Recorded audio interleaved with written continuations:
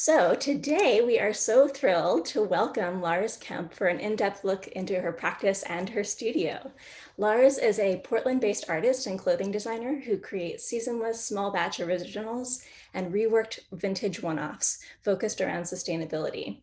She's going to be telling us about her work and how she started her clothing line, and then demonstrate some of her favorite processes for reworking and upcycling existing garments. You can see and shop Laurs's creations on her website, which we'll be posting in the chat. Laurs is beaming in today from her studio, which she's worked really hard to get set up for this event. Just for those of you who are not in Portland, this has been an extra special effort. This week, we've been literally under snow and ice for 3 days. The city is completely shut down. And we're not actually technically even in school today. So this is, it's been a little exciting. So huge thanks to Laurs for making this even happen today. It's pretty incredible. A couple of housekeeping things before we get started. These events are new for us. This is our first ever public workshop that we have done through Zoom. So I'm going to go ahead and thank everyone in advance for any technical difficulties that come up. We'll try to address those as they come up. And this event is intended to be hands-on. You're welcome to sew along if you have your machine set up and your button-up shirt ready to go. We will be pausing at specific points to ask questions along the way. This whole event will be recorded and made public if you miss anything or want to watch it later today and try it out on your own. It looks like there are a lot of people here today. There's at least 40 people here right now, and there's only one of Laurs. So we're going to ask you all, if you can, to go ahead and use the chat function for any questions or comments that you have. And then I'll be helping to moderate today. I'll be looking in the chat as soon as I get done talking here and making sure that all of the questions are addressed at some point as we go. So if you do have a question, just know we will get to it. It might take a few minutes, but just go ahead and type it into the chat and we will we'll get to it when we can. So I think that that's all that I have. I think hopefully everybody's here who wants to be here. And Laurs, I'm gonna take it, go ahead and take us away. Thank you so much. Yeah, thank you so much, Allison. Hi, I'm Laurs Kemp. First off, can everyone hear me and see? Is everything looking good? Allison, just let me know if I need to tilt the camera or anything. But yeah, my name is Laurs Kemp. My pronouns are she, her, hers. I'm a Portland-based designer. As Allison said, I make small batch originals, and I'm moving more into just upcycling everything. And I'll get into like what I consider upcycling in a minute. I'm originally from Arkansas, and so just a little background on me. From a very small town in Arkansas. I graduated with an apparel studies degree from the University of Arkansas in Fayetteville a number of years ago, and it was kind of like right on the cusp of when people were even selling things online like Etsy and eBay. So our program was more about like, go be a jobber in the garment district in New York and, work at some corporate design, firm. And so that wasn't really what I wanted to do, but their options were limited in Arkansas. So after I graduated, I lived in Little Rock. I worked for Dillard's Corporate for a few years, and famously, I did not like it. And so I eventually left, took some other retail jobs right as the recession was happening. And then I thought I'd go ahead and try out Portland. And after a few years of doing just retail jobs, I mean, literally just like sales girl there, I was like, I'm just going to quit my job and see if I can rework things full time. So even then I was like reworking things. I've lived here about 8 or 9 years. So yeah, along the way I had been sewing and reworking things on a small scale, just doing like little runway shows and selling a little bit online on Etsy at the time. And yeah, I just loved reworking. I don't know. I think back then I was a little more into true vintage. So I'd get like older pieces and try to make them a little more wearable. And then, like I said, once I moved to Portland after I quit my retail jobs, I was like, I'm gonna just dive into this and try to, at the time I was like, I'm also gonna sell vintage full time just to kind of make ends meet. So I'm going to the bins and pick and also work on my line out of my apartment. And so so this is 5 or 6 years ago, I decided to do design full time So I had my studio in my tiny apartment, which is the apartment I'm in now. So I had my studio out of my apartment, and then I had a studio out of the shop Back Talk, which is in the West End. And so I was there for a year. Then I had a studio in inner southeast industrial area that had no heat, no AC, no Wi-Fi, but the rent was really cheap. So I was there, and then I had a shop in 811 East Burnside, is like a group of shops. So I had a shop there, like I was in 2 spaces, but I was there for about nearly 2 years, and until March, about a year ago. And so since then, I've had my studio back in my apartment. So it's kind of a weird, not nostalgia, but anyways. So yeah, I've just been working on my line out of my home again. And yeah, back where I started. So as far as what upcycling is, just in case someone's like, I'm not even sure what that is, and you can call it upcycling or reworking. But basically, got my notes here, sorry. It's, I consider it when you,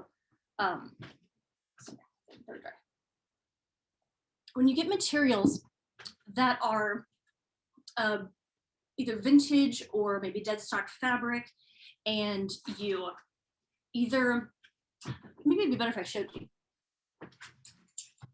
So for example, this coat was a vintage duvet, and I used an original pattern I made and made it into a coat. And then some items are an entire garment, and then I will rework it, reconstruct it, maybe add an applique, and then try to rework the garment into something else. So like, for example, this one is reworked from different t-shirts. Hey Lars, is it possible, just because of the just the camera and Yeah, okay. oh no, just when you're showing when you're showing us the garments, would you mind just like slowing it a little bit and showing them closer to the camera? Because I think we're just missing some of the amazing detail. Oh, yeah. Yeah. Oh man. Sorry guys, I'm super nervous. Obviously I haven't talked to anyone. You're doing great. It's awesome. Yeah, so for example, this was a vintage top. Let me see if I can, sorry, there's also like the lighting thing back there. So hopefully that doesn't blow out the shot. So for example, with this piece, it was just a vintage sweater, and I had some different scraps, and so I made a different, I made a neckline, like basically I cut out the neckline and I sewed some, hopefully you can see, I know the light's not great in here. And so I swapped out the neckline. I also cropped this one because it had a longer hem. Let's see, some more examples. Oh yeah, with this one, it was a vintage dress, and I appliqued this like spiral soutache on it. And oh yeah, sorry, these are awkwardly clipped on here. So like this was a vintage scarf. Just the other day, I was like, what can I do with this? And so I made a detached sleeve out of it. So, oh no, that.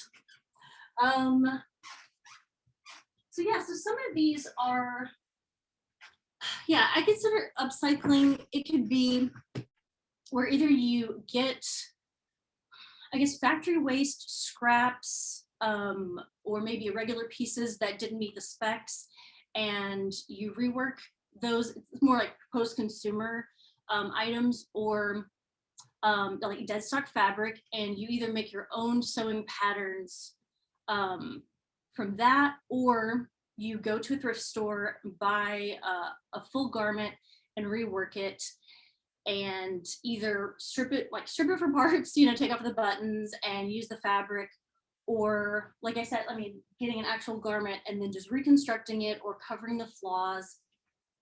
So, and another thing is like the zero waste aspect. So even if you have a studio, and whether or not you use like dead stock fabric, if you try to use all your scraps, or like, for example, with this dress, I only had enough Sorry, there's like not a great back here. Anyways, but I only had enough of this black crinkly fabric. I don't know if you can kind of see, it's kind of like a plissé. I had just enough black and cream fabric till I was like, well, I could do a color block dress. Anyway, so it's pretty much, you can, for upcycling, I mean, I think zero waste design also kind of comes into the Venn diagram of that. So I think if you, I mean, with upcycling, we could talk about like the benefits. There's the sustainability aspect, of course. That's what probably most people think of. So I don't need to be the one to tell you that the garment industry, the fashion industry, is one of the biggest polluters and abusers of labor rights. So obviously upcycling, using materials we already have is great. It's important, but it's also great for like a budding designer. I mean, fabric's expensive, like new bolt of fabric is very expensive. So I think that it's just such a great way to dip into a clothing line if you can just go to a thrift store and get some materials. So it's definitely more economical for the designer. And I think, as we've learned in this day and age, there's definitely uncertainty with retail and everything. So being able to, you don't know if that pipeline is going to stop as far as like, I mean, this is one example. I need a new iron and like just a regular steam iron. And I haven't been able to get a new one because of COVID. They literally don't make them anymore. So the pipeline has changed. Like, you don't know what's going to be there one day to the next. There'll always be vintage clothes. So let me go through my notes a little bit. So basically, what I like about upcycling is the creativity of it. The fact that you can get a garment and there can be a flaw on it, and you have to be really creative with the problem solving to figure out, oh, should I cover it with an applique? Should I use the garment as like a sewing pattern? Maybe you really love the cut of it. Maybe you love the fabric, the buttons, so you just use it for its parts and pieces. Maybe you take the fabric from the piece and patchwork it and make another garment. Yeah, maybe you dye the whole thing and try to cover up the flaw. So yeah, it's pretty much just, it's so interesting to be able to take a garment and figure out what makes it unwearable or undesirable, and then figuring out how to solve that problem and make it wearable again. So I guess that's the highlight, the main thing, the main takeaway is I love upcycling because of that, of like the problem solving. So if you love different challenges every day, I'd say, I don't know, that works for me because I just didn't want to be sewing the same garment over and over, or rely on a factory to make stuff for me. And the idea of like, if I commissioned a factory to make 100 pieces of the same design and then it didn't sell, I don't know, something about that just kind of freaked me out. So I don't know, yeah, upcycling works for me because I like to work on different things every day. But anyway, yeah, so I don't know, I feel like I'm definitely rambling, I'm definitely nervous. I know I'm skipping around, I feel like a total crazy person. Obviously I've never been on a Zoom meeting, so Laurs, you're doing great. We do have a couple of questions, but I just wanted to like rein me in. No, you're doing great. So just one comment that was made when you were showing off your things that I hope I'm saying this right. Dyla loved the neckline of that shirt. There was a question from Laura that was, if you rework a whole garment, do you remove all of the original labeling or do you use your own? I usually remove the label, or sometimes if I just change the button, sometimes I almost feel weirdly guilty, like I'm taking credit. So I'll either like, I'll either add my label like underneath it or to the side of it, or sometimes I'll remove it. And sometimes it's necessary for, like, for example, like, where is it? Like, for example, with this one specifically, and this is something we'll be doing today, hopefully, if we have time. With this, I did like the trompe l'oeil, how do you say it, the kind of surrealist thing. So here I did have to remove the label, but yeah, it kind of depends. I'd say as a rule of thumb, I usually do just for clarity, I guess. That way, if it's at a pop-up, people aren't like, what's this? And I don't know. Yeah. So yeah, I usually put in my label. And I'm just curious. So I know, I think a lot of people are really familiar about like, going to the thrift store, like, that kind of aspect. But when you talk about dead stock, can you tell us a little bit more about like what that is and how you source dead stock kinds of things? Yeah, sourcing is definitely the biggest challenge with this because there is an inconsistency. Because obviously, if you just want to buy new bolts of fabric, that's easy enough. You can just go through a company. So sourcing is the biggest challenge. Dead stock, actually, that's a project I'm working on right now, is figuring out sourcing.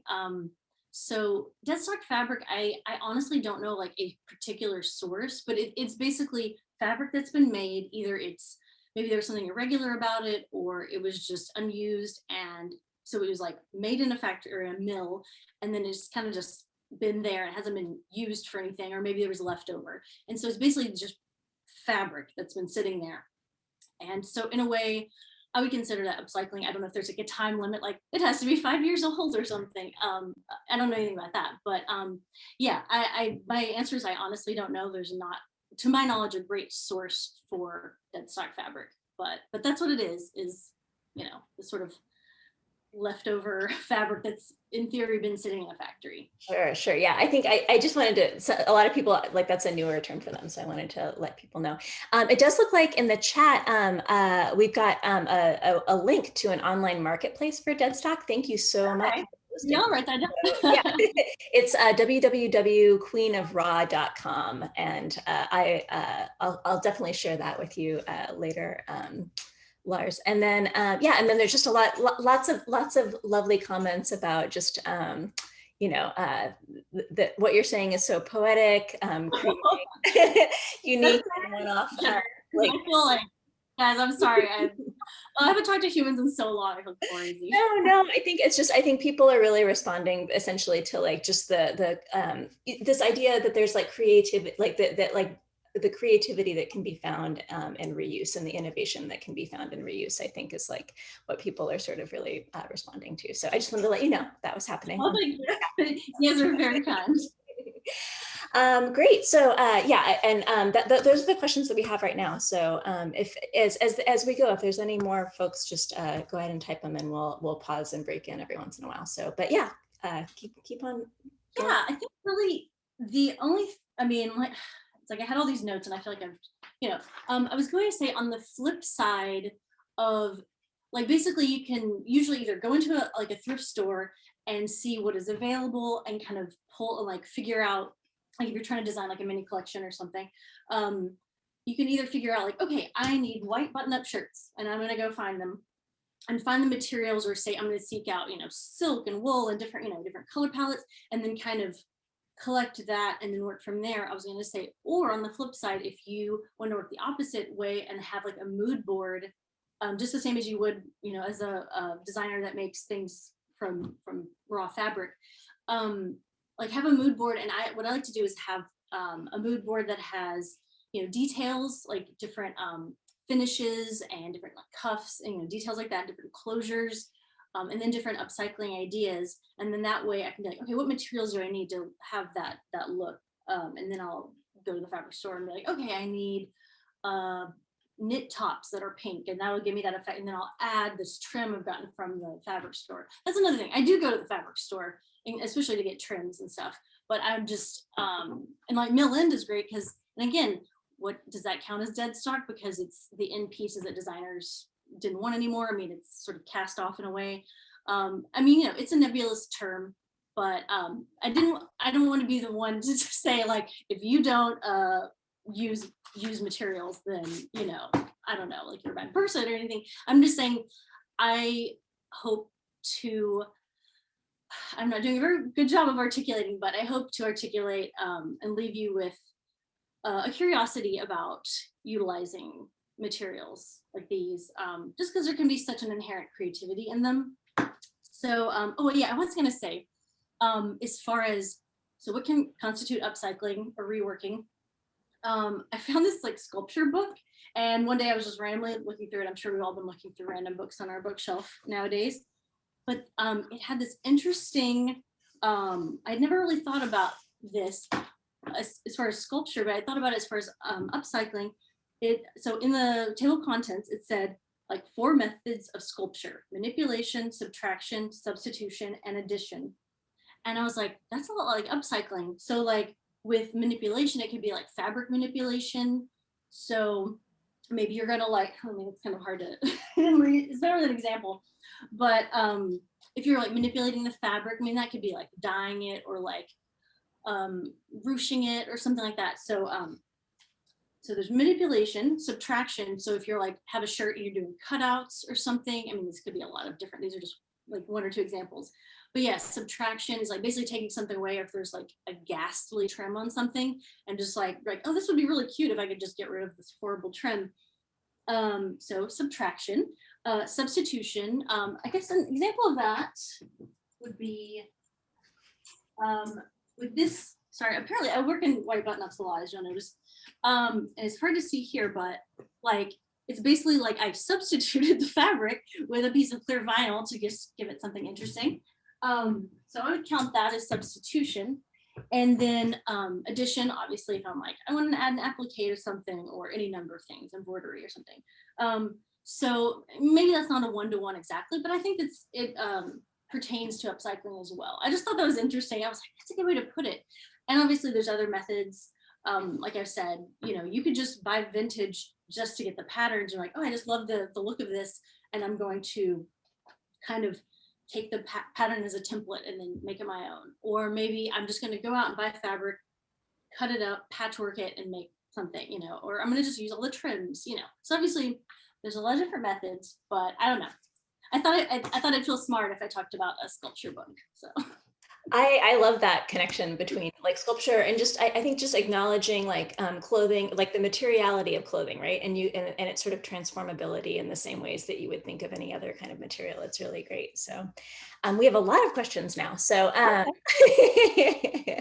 the first one is from Susanna, and actually it's similar to a question that I have. Are you selling it one-off to customers? And I guess another follow-up question that I would have is, if you are selling it one-off to customers, like how do you sort of, if it's about educating the customer, or how do you like manage customer expectations in terms of thinking about these things as being one of a kind, as opposed to like something like that you're not going to be able to like crank out? yeah, that's definitely a challenge. And as far as like expectations, that was one of the things that I definitely had a lot of, I don't know, qualms, I guess, in the beginning about if I do one-offs, like, am I a real designer if I use these materials, or if I do one-offs? And I mean, I guess that might make me more of a, and I'm saying this as an artist, as far as like, they make a painting, a one-off, and then they don't feel lesser than. So like, why should I feel lesser than? I think there's something inherently more interesting. Like I said, challenging also, because just the nitty gritty of it, when you have a one-off, you have to have a photo shoot for every piece. I mean, you know what I mean? Like, it's not just like, hey, here's my collection, let me have a photo shoot. I can use those pictures for 6 months or however long. So it kind of ups your work in that way. And as far as informing the customer, I mean, sometimes I think it can work to your advantage to say, there's only one, there's only three, you'll be one of a kind, it's special, you'll be the only one that has this. So I think there can be an advantage in that if you portray it in a certain way, because I did start by being like, I'm sorry, there's only one. And I'm like, no, like, there's only one, you better grab it. And in that regard, as far as one-offs, I do try to find methods, like again, with the white button-up shirts, like I've tried to narrow it down a bit so I could select items that I know will be in thrift stores or secondhand stores and will be easier to find. So sometimes, even though it's technically a one-off, because this is a shirt from, I don't know, shirt out of Stafford, and this is a shirt from Kirkland or something, I don't know. So obviously they look a bit different, but they're basically a white shirt. So I try to find certain designs I could use, like certain materials I could find consistently. So we're talking about sourcing, get kind of back to sourcing. because if I'm just like, I mean, sometimes it's fun to go in and just find any old thing and, you know, something that catches your eye, and that's great. And maybe you can kind of get it together, like make a collection, like, oh, everything's a little bit purple or something, you know. But I found that I was like, try to have a few pieces where you know you can source things consistently, because there's always going to be like white button up shirts or, you know, like t-shirts. There's always going to be t-shirts. So I try to figure out like, okay, what's something I can do, you know, because you also have to, I don't know, think of your time, like when you're making something, it's like refining the process to save yourself time when you are, I'm trying to think of the best way to say this or whatever. And so you're not reinventing the wheel consistently. You find the same materials, you find a certain method. I have like a big sketchbook, or like I'm a list maker, so I'll be, you know, try to keep track with that. So I'm getting completely off the rails here. But so basically I'm just trying to say like they're one-offs, but you still have certain things like, okay, I'm gonna do the clear vinyl cutout in the back or the inlay. Okay, I can make 10 of those. You know, that's a one-off, but it's something that I can consistently make because one-offs are dime a dozen. Does that make any sense? So hopefully that like makes. No, that makes total sense. That's great. I think just I'm going to kind of hop around a little bit on the questions just to kind of like keep them sort of in the same sort of vein. But on the sourcing front, there's a couple of questions that are related to sort of tips for thrifting clothes. Like if you have any tips, and then also, well, hold on, there's like one specific one that I wanted to ask you.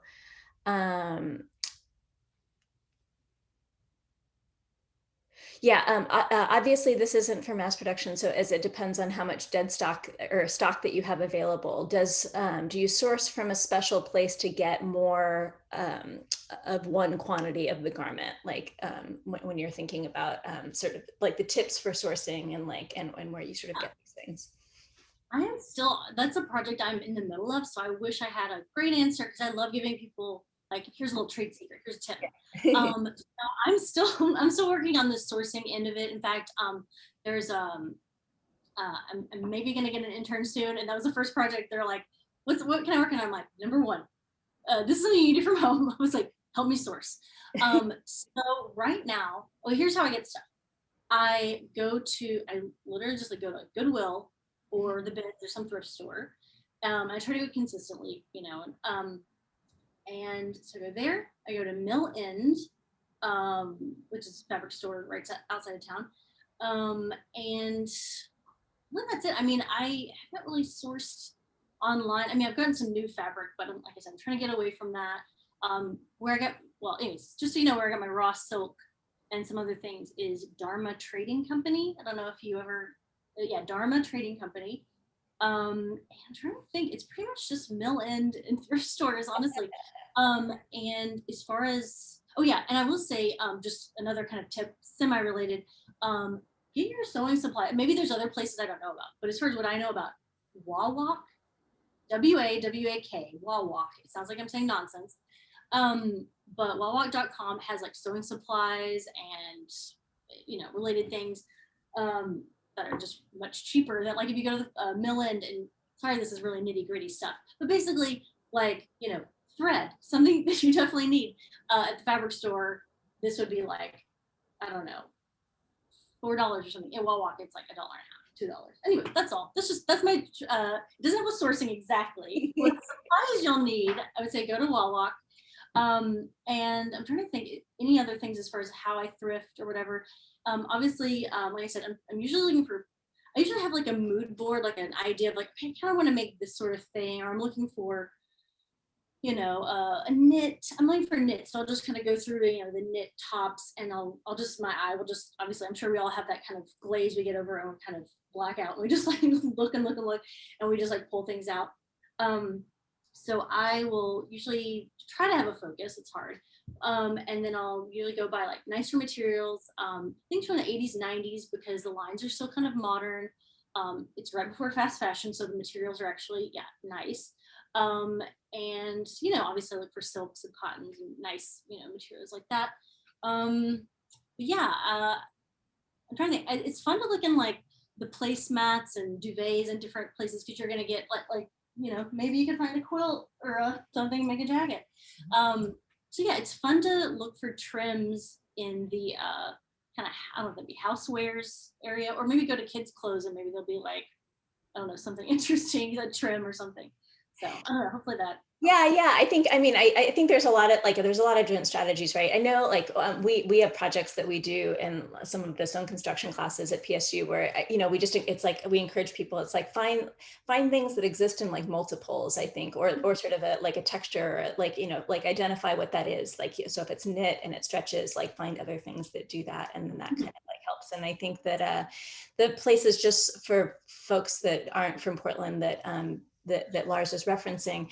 So the bins are like, the Goodwills here essentially have a where they charge by the pound for clothing. But a lot of cities, regardless of where you are, will have places where it's essentially unsorted versions of the thrift stores, where things sort of come in mass, and then you can kind of go and pick things. And that can oftentimes be, even though you have to do a little bit more work on the digging end, it can be a little, like it can be sort of fruitful in terms of the price tag of getting that kinds of material. And then supplementing it, right, with fabrics. Mill End is a really great, like, it's our sort of great fabric store here in Portland. I'll share the Dharma link in the website as well, but that's a really great source for just like natural fibers that you can sort of manipulate and incorporate into some of the things that you're doing. And so using the combination of those things.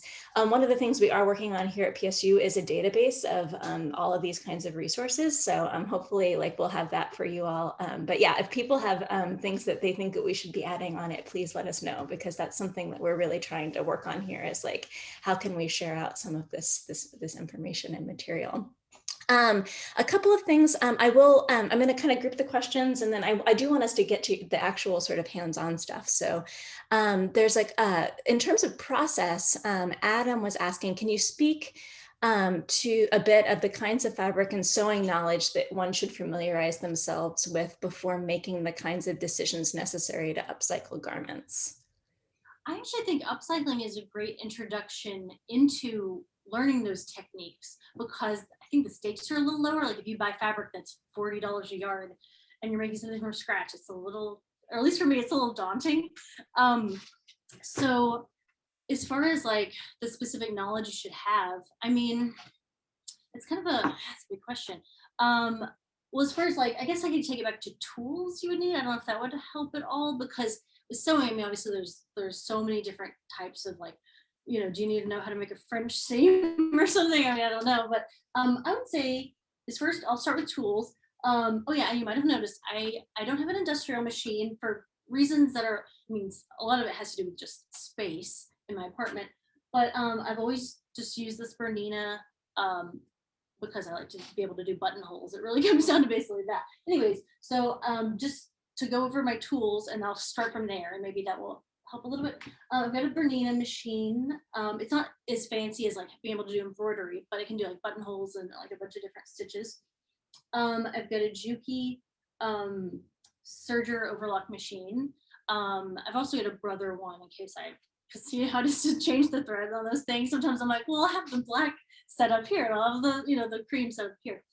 I just got a cover stitch machine, and it's kind of pricey, and I was like, do I need it? But I was like, if I'm going to sew on knits, it really does help with the hems. Not 100% necessary, but if you're like, I want to work with knits, then I would invest in that. Yeah, so I've got sorry, this might not be answering the question, but hopefully this helps somewhat. Work table, cutting mat, rotary cutter, wall walk, I'm telling you. Anyway, so because if you need the cutting mat, because otherwise you'll scratch up your table. Obviously pins, tailor's chalk, measuring tape, yardstick, I guess a French curve. I don't use it a whole lot, but oh yeah, and instead of like pinning my since we won't really get too much into like cutting out a pattern today, I don't pin when I'm cutting out my fabric, I use weights. I got these. Oh yeah, another great source is scrap. I saw someone mention fab scrap on the bottom there. Fab scrap. I do need to look into that as far as upcycle or dead stock fabric. But yeah, scrap is a place in town where people can donate their craft materials and fabric and stuff. Anyway, so I found these, like, they were like part of a trophy, I think. And so I was like, oh, that's a perfect weight for fabric. So when I'm cutting out a pattern, I like put these along the edge. So trying to think. I mean, look at other things like, you know, nice pair of scissors, thread, stuff like that. But as far as what you need to know, I think that buying upcycling can help you understand like the guts of sewing and like what goes into it. Like, so if you're like, I want to make a collar, just like rip apart like a button up or sorry, I keep going back to button ups. Anyway, that's what we're doing today. So yeah, I mean, feel free to like, that way, if you buy something that's a little cheaper, like, oh, this is like a $5 thrift item, you can like get a seam ripper and then like kind of take it apart and lay it out and try to make a, you know, a pattern from it, kind of understand the construction. So I would say, I mean, yeah, hopefully working with upcycling could encourage you to kind of dig in more, and it won't seem as daunting, like I have to know how to drape, I have to buy expensive fabric. Yeah, I don't know if that helps at all. Like I would just say, I'm definitely like list making and like mood board making, so maybe even just making like a mood board of the kinds of thing, maybe just 3 things. They're like, this is the kind of thing I want to make, and then maybe try to find a thrift item that's similar, and you can kind of, you know, if it's pattern making that you want to get into, you know, that way you can understand the pattern. Or I don't know, it's such a it's such a, you know, an open kind of question, but hopefully I don't know, I was just saying. Yeah, I think as far as patterns go, so what like what do you do as far as patterns? Do you make your own, or do you work from commercial patterns like Simplicity or, you know, those kinds of companies? Yeah, I'm trying to think in the very beginning how I came up with the templates exactly. I mean, I probably got vintage and like laid it out, and you know, I was like, okay, here's a basic t-shirt, and then like it's kind of hard to explain, but basically laying it out with the weights on top of like a piece of paper, and then I'll get the Sharpie, you know, and allow a little seam allowance, and work from there. Then cut it out of another fabric, make a mock-up. And here's another thing, like I don't think I've ever gotten anything right on the first try. That's another thing. Like you don't really see the process, the mistakes a whole lot. And you know, people like to be like, I'm perfect and everything's perfect, you know, and but when I'm making something, you know, when I make the first mock-up, it's like hilarious because I'm like, this doesn't even fit a human form. Like, what is this? So like, especially when I was trying to make overalls, it was crazy. Anyway, it took a while. So I would say as far as how I made my patterns, I might have in the very beginning, like out of college, I might have had some, I mean, I do have some patterns just as like a reference, you know, like some actual like 70s like McCall kind of patterns, but mostly sorry, I keep harping on this, I got a thrift top, and I would like replicate the pattern and then obviously try to make my own. And so now I guess I could go grab one, but I've got like, I mean, here's a bad example. But like, I just do it on craft paper. There's proper pattern paper, but anyway.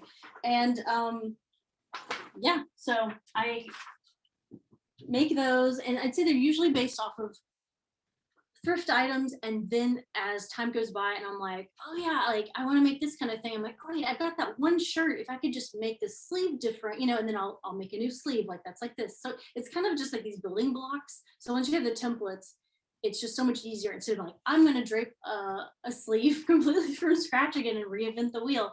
And that's fine. And if you're that kind of designer, that's fantastic.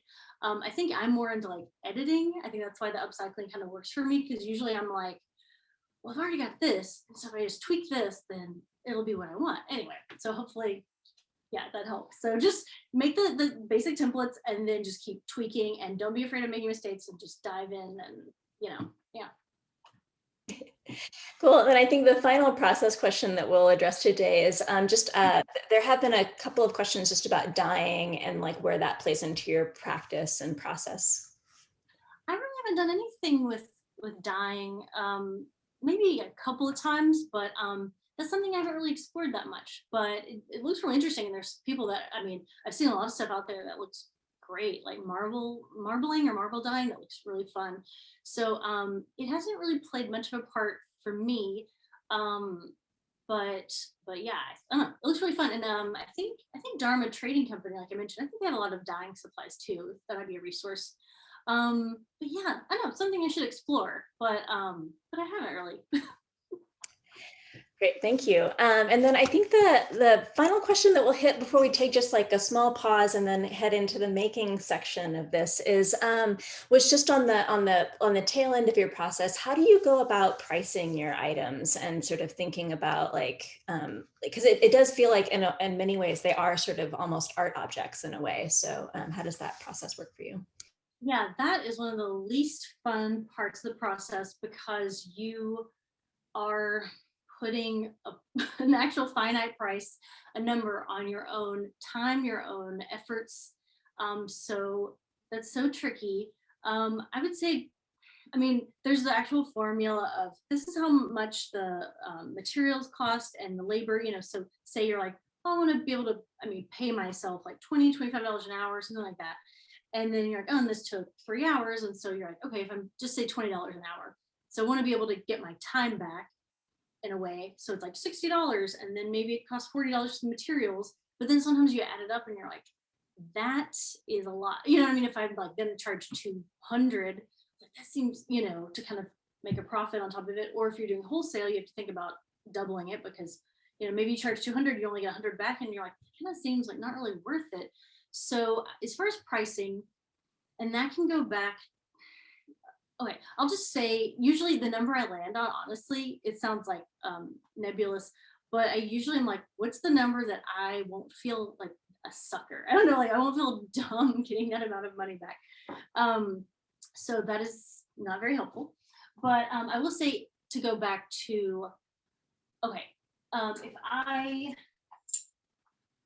like source white t-shirts or white button-ups, so that is a consistent thing. And I'll at a certain point, I'll kind of get into a groove and I will have my, I don't know how to say this. When you're working on a pattern, sometimes it can take a week and it seems like so much physical and emotional and creative labor, and you want to charge $600 for the item.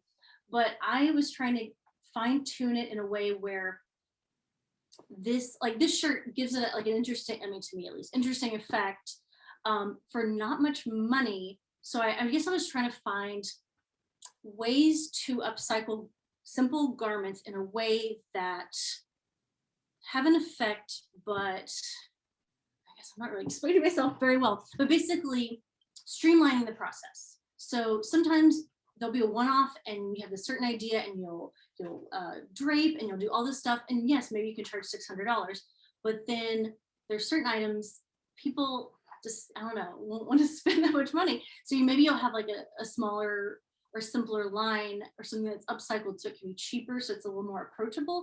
I don't know if I'm articulating that well, but that's why I was trying to, even though they're one-offs, have a list of upcycling techniques in my arsenal.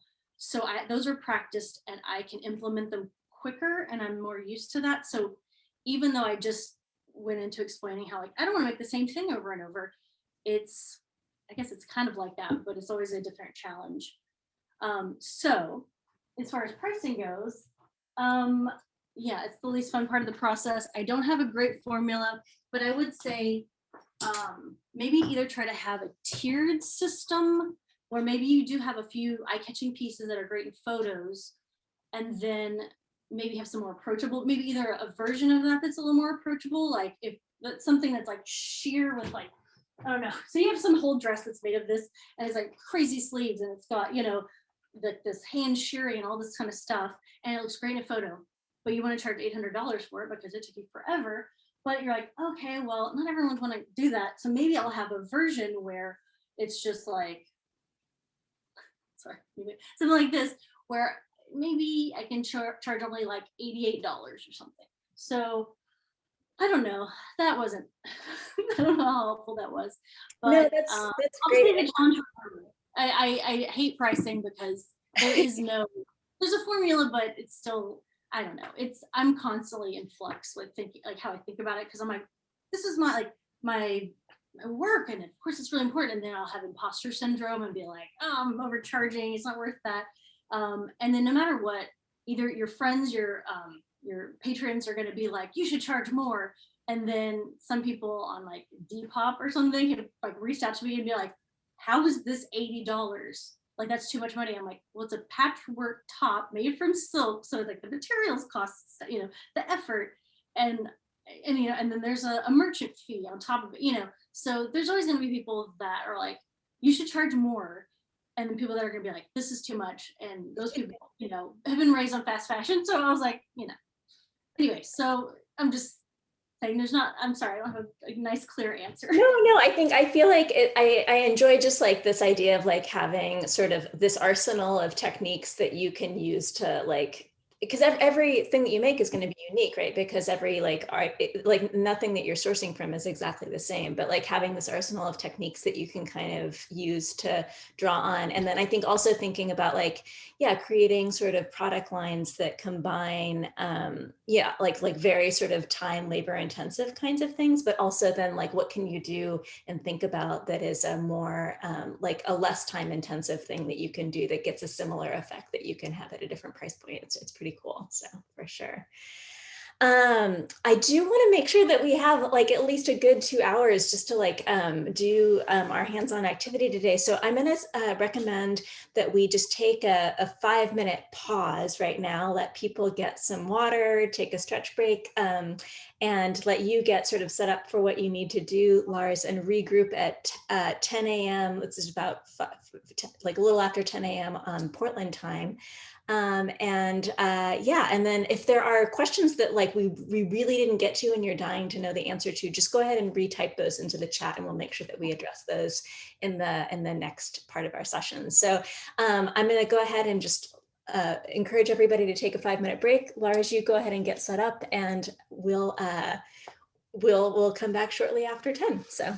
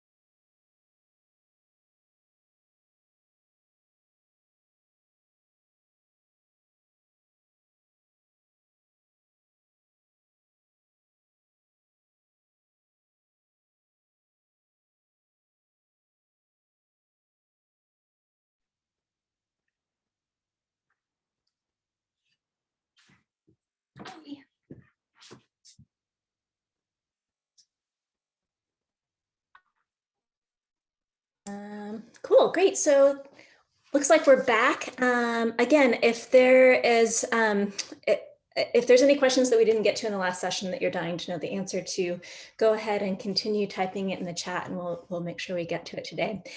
As we get into this next sort of more hands-on part of our event today, what I'm going to, again, encourage people to type their questions into the chat, but just so that Laurs can kind of be focused on what they're doing. I want to also just encourage, I'm going to try to answer as many sort of technical questions as I can, that we don't have to stop Laurs and pause Laurs from when she's sort of in the zone. So, and also if there are folks that are on the chat that have some sort of sewing experience, and if you see that somebody's having just like a small technical question, feel free to help a person out as well. So.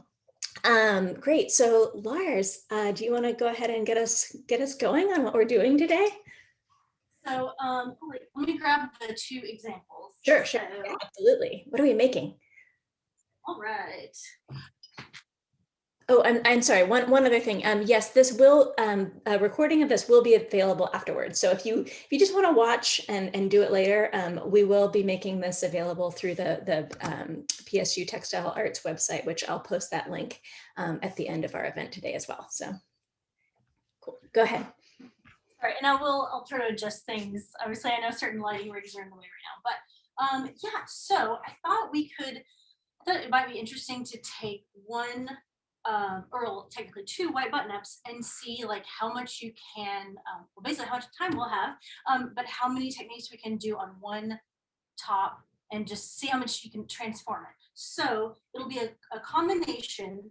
Oh yeah, and something I forgot to get into is something about upcycling that it's a new mission for me. Is usually when you upcycle, since you are tweaking it, and usually it ends up a size smaller at least. And so I'm trying to figure out ways to upsize things. So one way I figured out what we're going to try today is basically sewing 2 shirts together to broaden it. So in the past, I've taken button-ups and sewn them, cropped them to make it longer. And I was like, what if I made it broader? So basically, we're going to get 2 white button-ups. I would say usually try to get them about 2 or 3 sizes bigger than your size. So I think these are men's like 2X that I'm working with today. And so basically we'll be, at a glance, just so you know, we'll be cutting one button up close to the sleeve, cutting that, taking that away, and then cutting another one. Sorry, the lighting is already getting here. Anyway, cutting it closer to the collar so that we will get the maximum shoulder. So the shoulder, it'll basically be a drop shoulder. So we'll be doing this with 2 button-ups. And then, again, this is all if time allows. And feel free to ask questions as I go, because there'll probably be like long stretches of me just like, okay, I'm going to be serging. Anyway, and then I'm obsessed with, maybe it's really watered down surrealism, but I love the idea of taking, I don't know, just kind of tweaking expectations. And so I thought if we have time, we'll take the very collar that we're trimming away, and utilizing it as like an applique, sort of like a fake out. So we're not necessarily, there are ways I'm sure you can cut the seams and sew it in, and that's great, but I like shortcuts. So it's just gonna be, we're gonna take that section that we just cut out for that step, sewing it on the back if we have time, pinning it and just sewing that. And if we have time beyond that, maybe we could sew on like this like circular pocket. I don't know, I just think it's a little more striking than your traditional breast pocket on the shirt. But I think these shirts do have pockets that I probably won't take the time to remove, because that would be me sitting here for 10 minutes taking out stitches. But yeah, that's something that you can do at home. Yeah, so like I said, feel free to ask questions as we go. And because like there'll probably be a lot of downtime, and obviously I could fill it with my verbose chatter, but let's see. Okay, see about, and feel free to tell me, oh, you're not in shot or something like that. I'll definitely tell you when you're in shot. I wonder, Lars, the camera that you have on the sewing machine right now, is that the one that's on the rolling tripod? Yeah, has that joined in? Yeah, no, that looks great. I can't tell if that one's a little clearer or not in terms of the picture. But that might be something that we might think about moving just temporarily, like on the other side of the sewing machine when you're cutting out and doing things, if possible. Wait, I'm sorry, what now? Do I need to move it? So, if it's not a big deal if you've got it set up, but I was just thinking if you want to roll that over closer to your cutting table and have that sort of on the cutting table until you get to sewing. Okay. That might be helpful, I think. Oops, oh no, for folks to have that view, if it's possible. Sorry, Allison lent this to me. She was very nice to see. So I'm not expert at it. No, yeah, I think that might just, it might be nice to have both of those angles while you're at the cutting table, if it doesn't get in your way. Well, yeah, so what I was gonna do first was thread the machine, so sorry, I shouldn't have moved it yet. Oh, no. Okay, well, let me move it. Sorry, guys, this is, if I haven't made this clear, this is my apartment bedroom, so my bed is, so, hey, let's be real. Okay, so, sewing 101, threading the machine. So basically, got the bobbin, put it in here. Sorry, we're getting into the nitty gritty now. All right, and of course I've moved everything. So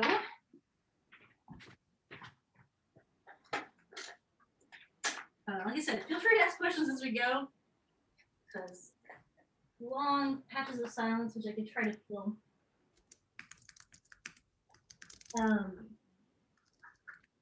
Yeah, maybe someday I'll get the Juki industrial sewing machine, but it just takes up so much space. All right, so that's threaded up, and I'm using just like a regular, straight stitch foot. Later I might get into edge stitching foot for the hem, which is something you wouldn't think would be that, well, anyways, we'll get to that later. But all right, so I'm gonna get the serger all. I really will only need the serger when I'm sewing the two shirts together, but you can also just use a sewing machine on that. Have a raw edge. I am, for some reason, I'm a weirdo about raw edges, and I'm afraid of things falling apart on people. Not to say that's the truth of what will happen, but that's just me. And so I like the serger because you get a nice clean edge, but you don't necessarily need a serger for this tutorial. All right, hopefully you can see. Just instruct me, pop in Allison if there's a question, or if if I'm not in frame, or sorry the light. So far. All right, and all right. Oh yeah, so I got my and the iron I'm using today is just I don't know if it's Rowinta or Rovinta because it's German. Just so you know, when I start on this, it will leak. I need a new iron, as I said earlier. There's apparently an iron shortage in the world. So I was gonna get I think it's called Oliso, but it is been sold, or hasn't been under production, I guess, for a number of months because of COVID.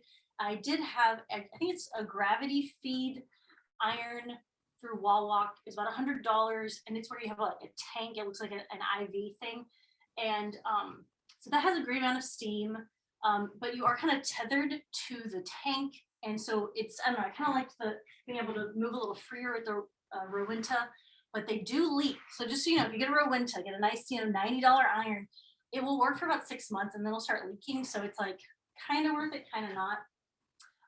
Okay, so as far as the white button ups, like I said, these are men's.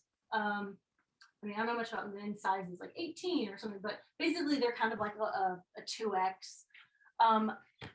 So with this project, it's not super necessary. I mean, it's nice if they're close to the same size. These, I don't know if you can tell, sorry, I'm kind of like camera 1, camera 2. There is, one's about, I don't know, a 3 inches broader than the other. That's fine.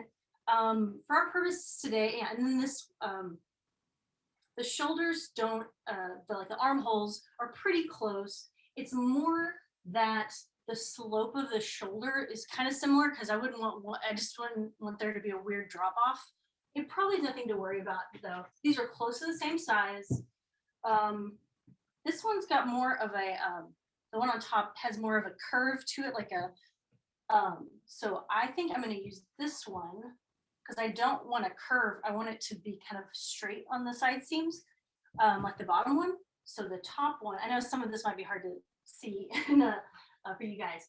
So basically, first thing is I'm going to, so I made sure they matched up. They're roughly the same size. And I do have 2 other shirts in case I mess up because it's very possible. I'll try to play it cool if I mess up. And so, so kind of make it as flat as you can. And obviously on the back, it has the little pleat for, being able to do this, which could hinder us when we're doing the applique on the back because you want that to be a little more flat. But we're gonna do the best we can, that's fine.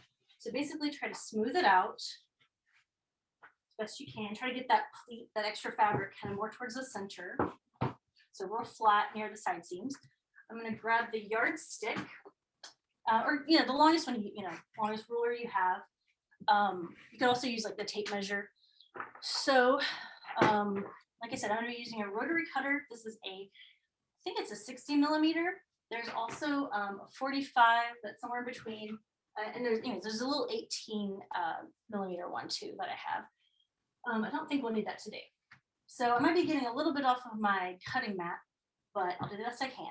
So for this first top, I'm going to be utilizing, for this part, this is going to be the center of my final shirt. So I want as much shoulder as possible, if that makes sense. So what I'm doing is I'm going to be cutting the sleeve away. So for my purposes, I want as much width as I can. So I am cutting away. So sorry, I'm kind of I'm a details person, but I'm also like, I like to, I don't know if you're like me, I need to know the full picture. So I understand like, why are we cutting this? So at this point, we're doing the middle section of this kind of drop shoulder shirt. So obviously I want this line to be straight. So I will be using the yardstick and the tailor's chalk, but I also just want to make sure, like, is this straight? I don't know. So I'll use my tape measure to get an idea. I'll just, so just compare it to, I don't know, the side of the placket or something. This is just to make sure that I am remotely straight. So it's like 9.5 inches. And then 9.5 inches. This is obviously going to be different for everyone, but just to kind of, just making sure your yardstick isn't askew. So 9.5. I bet if you're not sewing right now, you're like, this is fascinating. Yeah. No, it's great, Laurs. One question somebody did mention is in terms of is just like the direction of the button, like the way it laps on men's shirts is oftentimes different from women's shirts. Since you're not really messing with that part of the garment, is that come into play for you in terms of thinking about the overlap?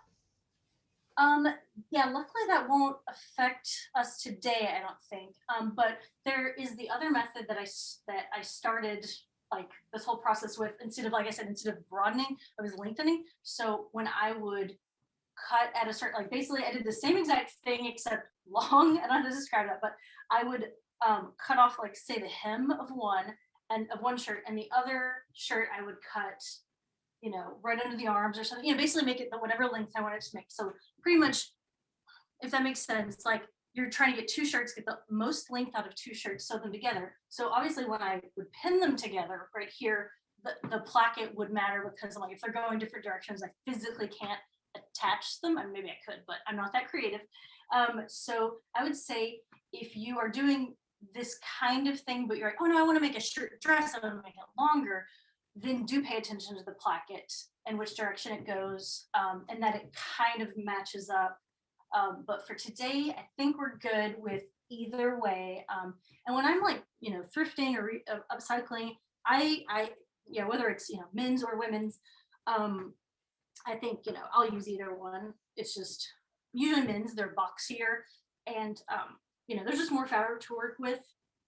So sometimes like when I'm thrifting a shirt, I will go for the men's because there's just more to work with. Like I said, that's another thing with thrifting. Sometimes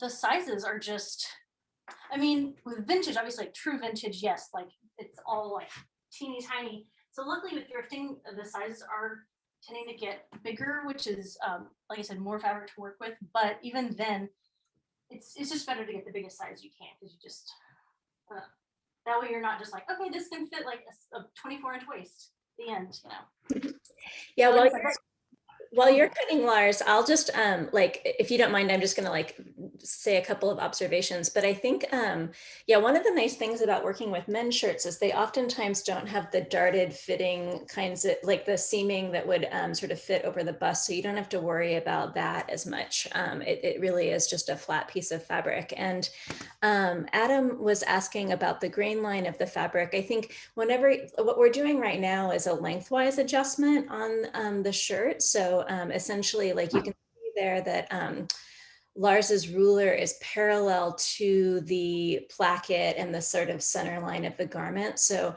the adjustments that we're doing, particularly when you're measuring it that precisely, that 9.5 inches out from, which we were sort of seeing Laurs do there with the tape measure, then that kind of ensures that the adjustments that you're doing over towards the shoulder are happening along the straight of grain. Is that accurate, Laurs? Sorry if I didn't make that clear. Yeah, so we're running the yardstick parallel to the placket. So But that's, yeah, just I wanted to kind of like clarify that for people who might be sort of worried about it, especially like when you're working again with the men's dress shirts, like you don't have the sort of darting that would be like warping the grain line sort of in any way. And for people who are like really beginners to this, if you working with a striped dress shirt sometimes can be like a helpful thing to do, because the stripes, right, are going to be usually on the straight of grain, just based on like how they've usually the garments are designed. So that can sometimes help you kind of keep track of things. You have to do a little bit more with the pattern matching, but it does help in that way. So yeah, no, totally, exactly. So this is, sorry, I know it looks a little pixelated, a little delayed over here. So hopefully everyone can see. So basically, I've just cut off the sleeves, so it is open. And we'll be putting the other piece, and I'm going to cut in a second. We'll be pinning those, and it'll be serged, and then we'll have a broader shirt. It'll be fantastic. Okay, so I will say, as far as waist, so at this point, our waist is, because that's something I like to keep track of, is the sleeve, and it's a whole sleeve. So something fun maybe to do with this would be maybe you have a black button up or a striped button up, and just such an easy upcycling would be like just to make sure, obviously the armholes are the same size, but cut the arm out of one shirt, trim this one, and then insert this in, and there you can utilize it, or maybe, let me just grab this, but I did do a similar, I'll just call it Surrealist Applique. I don't know, the proper term for it.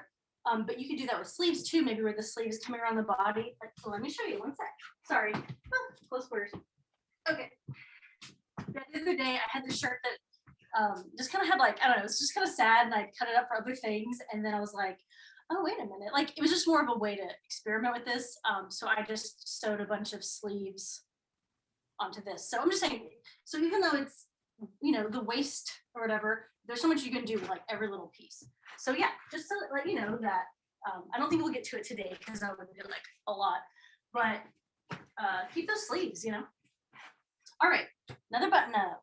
All right, so this one, make sure I don't do the same thing again. So with this one, we're actually going to be, let's see, cutting closer to the, because we want to utilize the sleeves on this one.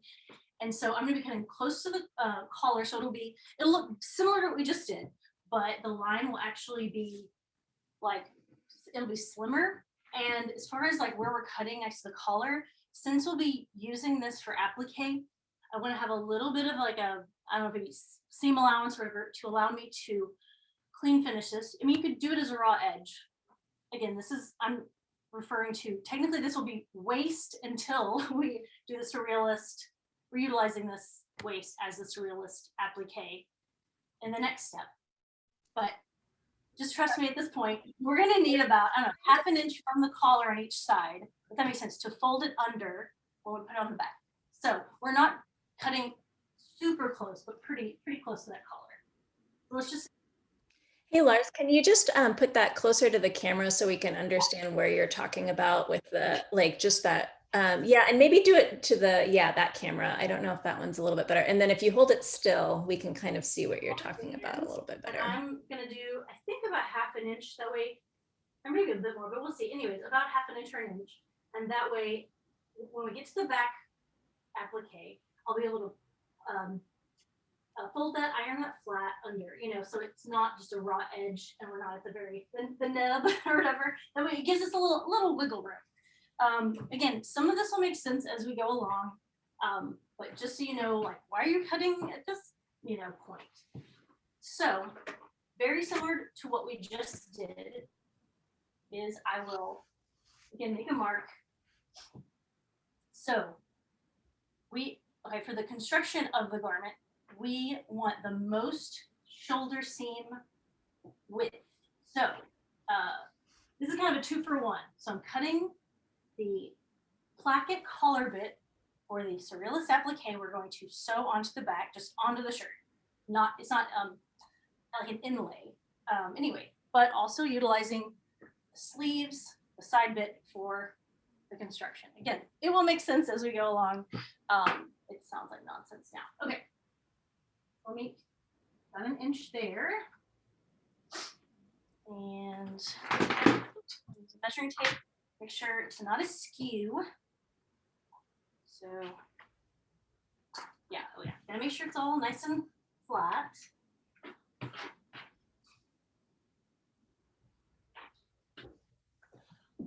And I will say, like, I might need to try to go to places that aren't Goodwill to find these shirts, like maybe like, I don't know, more like smaller thrift stores, because some of these button ups are getting to be like $12 or $13. I'm like, dang, like, so I don't know, it's kind of sad that thrift has kind of, I don't know, it's gone up in recent years.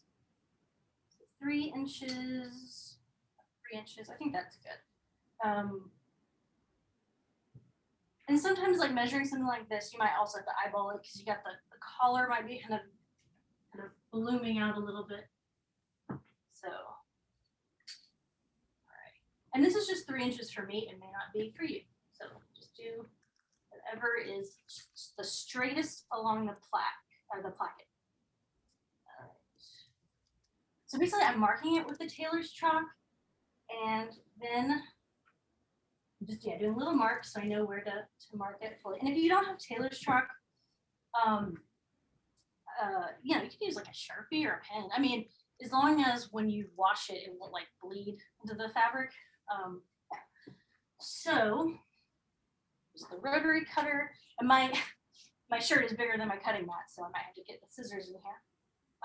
Okay, so, and another thing I do before I cut, because especially with this, it's kind of confusing because I'm doing the same thing, but at a different point on the shirt. It's sort of the measure twice, cut once thing. I'm like, okay, I'm making sure. I always have to do this before I really like do something that I can't take back. I'm like, is this the right move? Is this the right thing? You know? And I was like, yes, it is. Sorry, there's been so many times I'm like, yeah, it's fine. And then I was like, well, I just ruined that. You know, I sewed that inside out or something. All right. Because right now we want the most width on the shoulder seam so it can be a nice drop shoulder. I feel like I'm doing a public access show or something. I'm like, anyway, a Bob Ross kind of thing. Really a child. All right. It's great. I love it. So, I don't know which camera would be best, but All right, so basically we've got the most shoulder seam we could get from this. We'll do the other side. And I see I shouldn't have moved it. I should have left it there. Now it's kind of scooched a little bit. Make sure that the pleat, kind of like moving that fabric to the side. So basically moving from the side seam inward to make it smooth. And right now we're about to cut a pocket in half. I won't lift it up, but basically there's a breast pocket on it. I'm going to be cutting it. I am probably just going to leave it be. But obviously you can remove it. I just didn't want, it would be the most boring thing in the world probably for you guys to watch me pick out a stitch for 10 minutes. But you can, if you have a pocket, yeah, you could remove it now, remove it, after you cut, or, it might be fun to have like a half pocket on the seam, You put a pencil in it. So yeah, let me measure about 1 inch from the collar.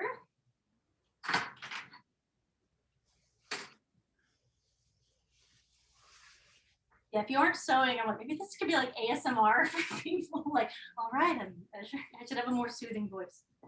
All right, so that's also about 3 inches.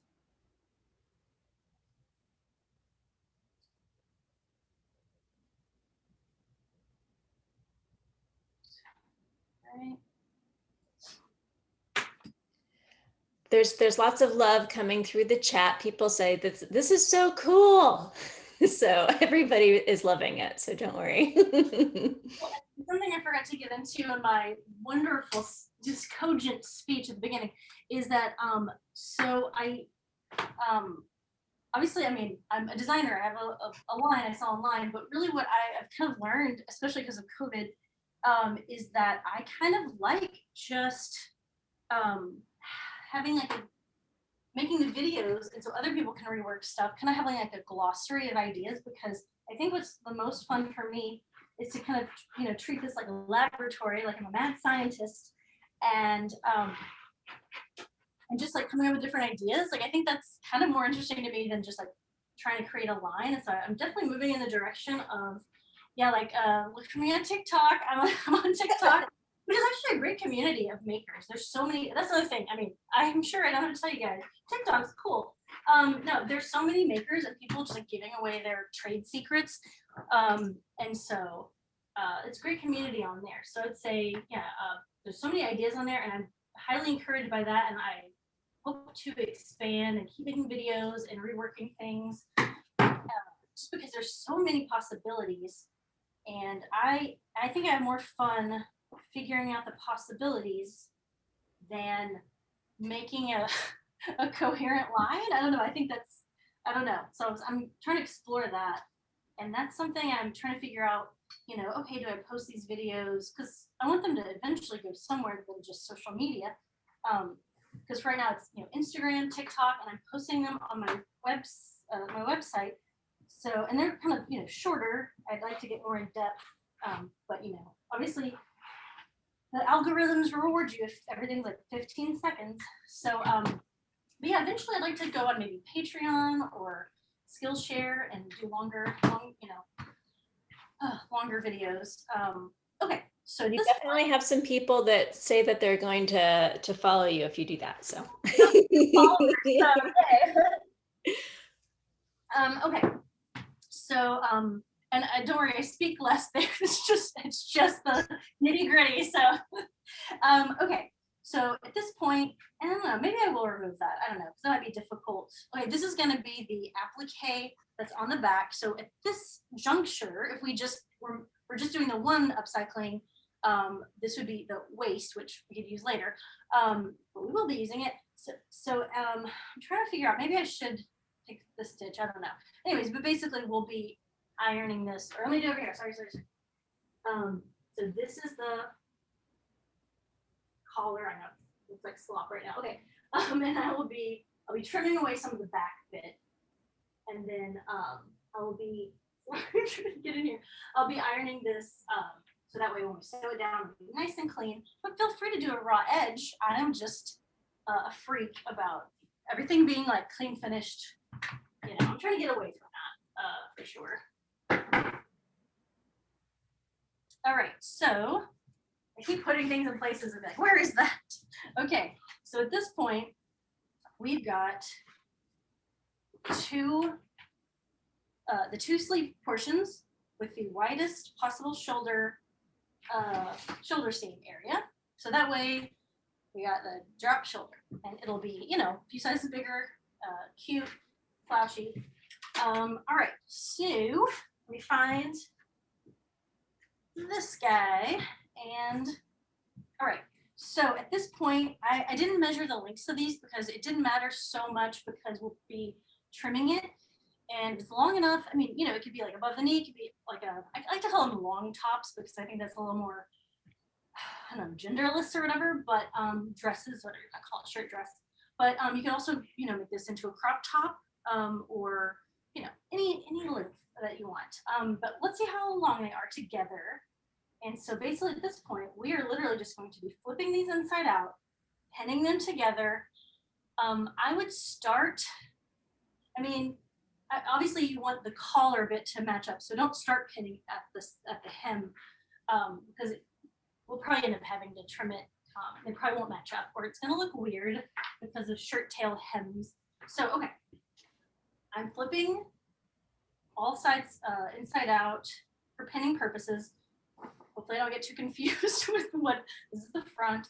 Okay, so obviously when you sew, gotta flip it inside out. So with the, I never know what to say, the inside, the ugly side, whatever, you know, facing upward. I mean, unless you're doing some other, you know, French seam or something.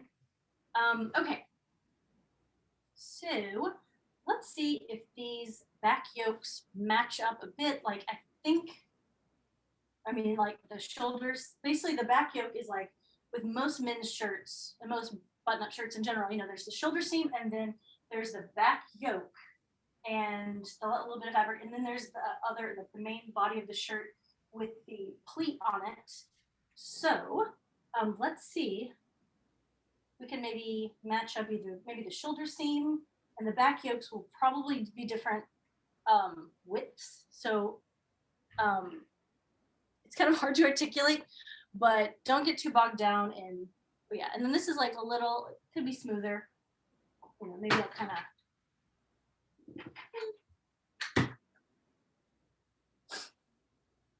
All right, let's see. I don't want to lose my place of where I am. So, okay. Feel free to ask questions because I'm just going to basically be pinning from the shoulder and seeing how that, you know, you kind of see how the flow goes. And I'm like, so I'm assuming I'm starting the pinning process, I think from the shoulder seam, because I don't think there's no chance of the back yoke matching up at this point. So I'm seeing if it would be better to have it from the shoulder seam. That way from the front, it looks nice and smooth. And then in the back, yeah, it'll be a little like the back yoke would be like, doop, doop, but that's fine. Again, I don't know if this makes sense in the moment, but as you're sewing, like, oh, I get it, yeah.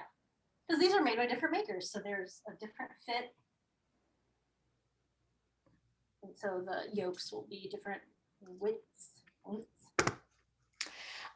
As you're pinning there, I'm just gonna address a couple of the questions. So Jasmine's asking if the central part of the shirt is different from the second shirt.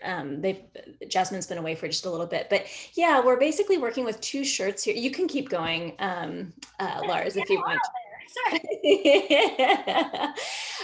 Yeah, so you but yeah, we're working with two shirts at this point. And actually, you know, if you're doing this at home, you know, and it's your first time doing it, it might actually be helpful to maybe work with like different colors just to kind of like keep track of things and whatnot. But one shirt has been cut like all the way to the center part has been cut all the way to the shoulder seam, and on the other shirt we've cut it all the way into the center of the neckline. And that's how that's what we're joining these two shirts right now along essentially that neckline, that linear seam, to create sort of a wider shirt. And you know, it's a little bit difficult sort of to see today, I think, with just the white, like both of the white fabrics and whatnot. But you know, starting in terms of that pinning process, this like starting right here, if you see where I'm sort of pointing on my body, And matching sort of your shirts up at that shoulder seam is I think a really great place to kind of start. Yeah. Oh, great. And so, yeah, and Laurs is showing right now too, what's going on. You can see the shoulder is the only thing that could potentially be weird, is that it's maybe not 100% like the perfect slope, but I mean, really you want it to be drop shoulder anyway. So it's kind of like, it kind of works. And, you know, another thing for folks that like, if you do have a mannequin at home, or you can also like, you know, use a body and sort of pin this onto you know, like that's also another thing that I always like to do when I'm thinking about upcycling things, is actually putting it onto some sort of form. And you can kind of then, you know, manipulate where you want to fit it based on that as well. So yeah, right now I'm trying to figure out if the shoulder seam would be okay. So the sleeve portion is longer. So I should have probably taken note of that earlier. Which, okay, yeah. So that is longer on both sides. I'm just trying to see if it like roughly. Okay, so the hems are not matching up, so that is not something we're gonna have to think about now. So because we'll be cutting it off. It would have been a miracle if they'd been the same length. so it would have been like weird.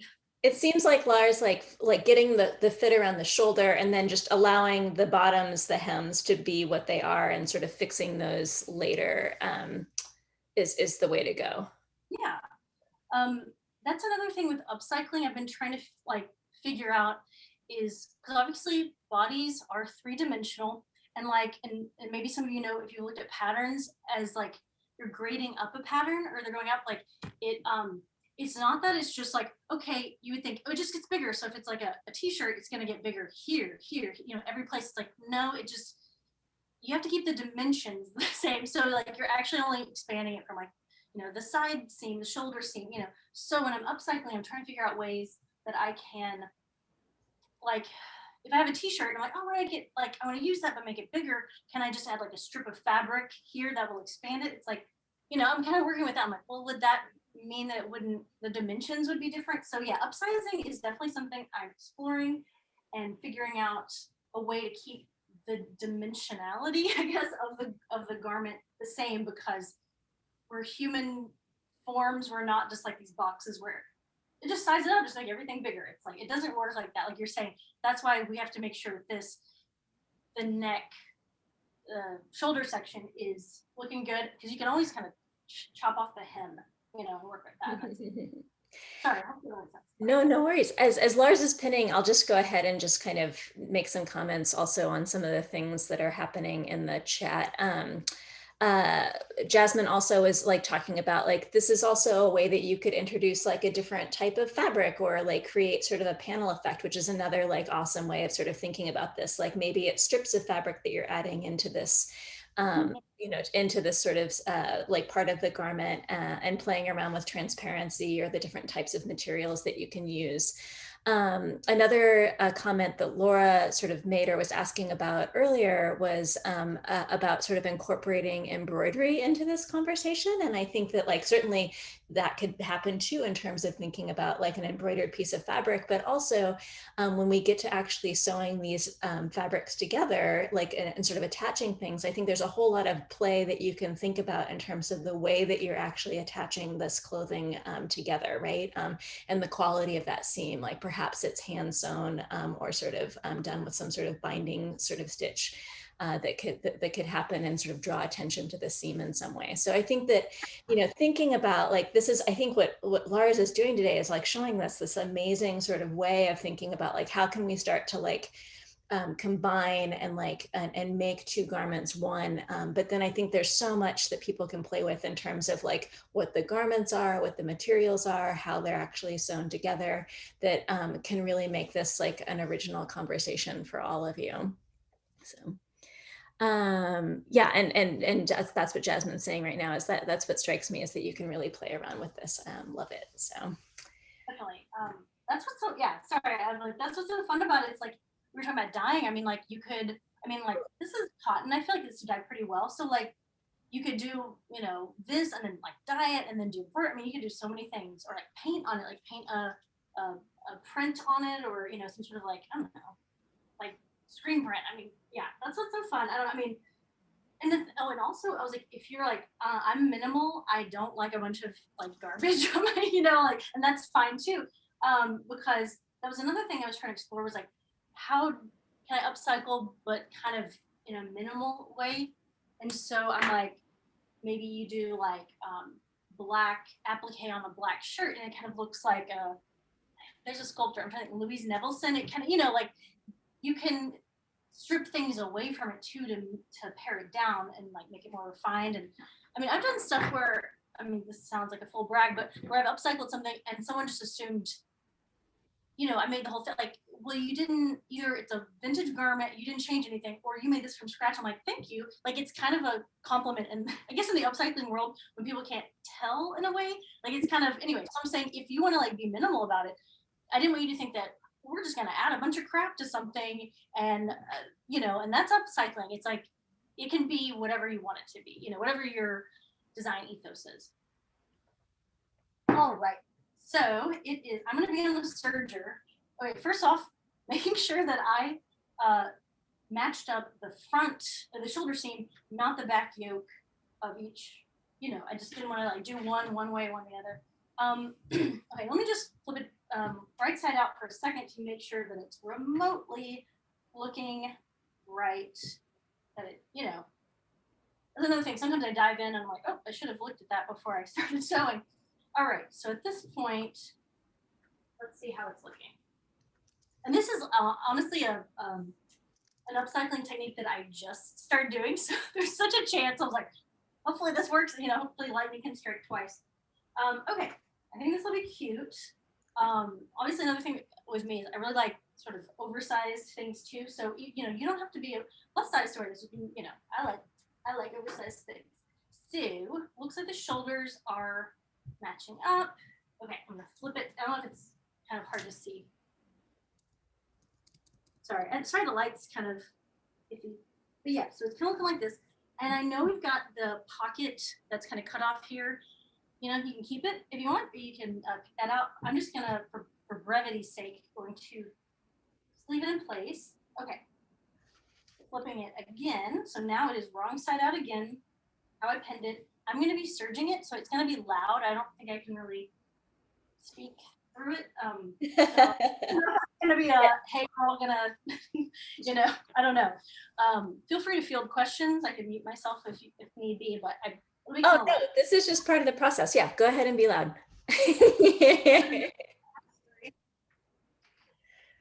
So hopefully that makes.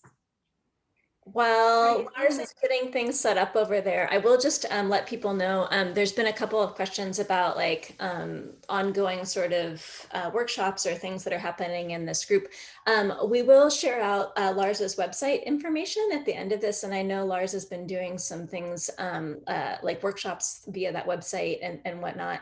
We also will be doing additional kinds of upcycling workshops, at Portland State, especially for those of you who are students, that we'll be working on, especially in conjunction with a class that we're doing this summer with, I think Ophelia is actually on the with us today, but we will be doing an upcycled fashion course this summer, and hopefully sharing out some of the discoveries from that as well. So I will follow up with all of this. Yay, Ophelia is here. Yeah, I will definitely be following up just with emails with this group and sort of sharing out some of the resources that we've been talking about today, and also Laurs's information as well. So just letting everybody know, because we do that's a question that kind of keeps coming up. So I wanted to make sure that I was just reminding everybody that we will be sharing out this and all sorts of resources for everyone via email. So.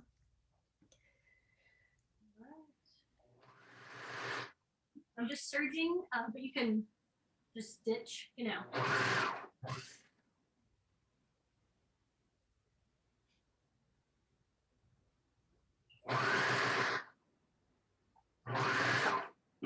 And I've got it threaded up for 4, 4 spools. We can do 3,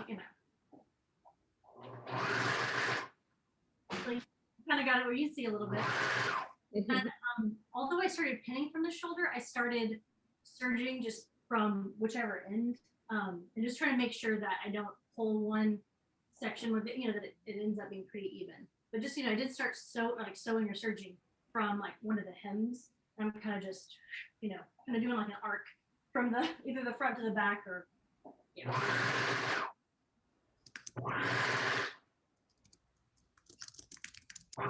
And you can also, like you said, hand sew this as well. If you're like, I got a machine, you know, don't let that stop you. It might take a minute, it's long, but you can definitely do it.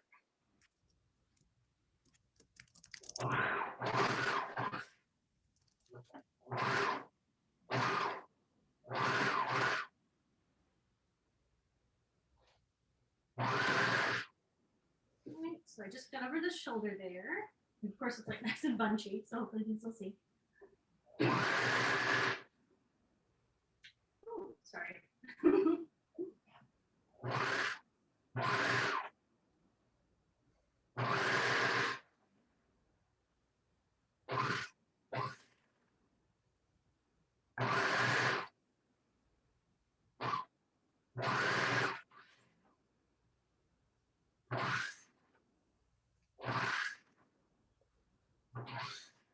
Well, yeah, and something I pin either parallel to the seam or the edge, I guess.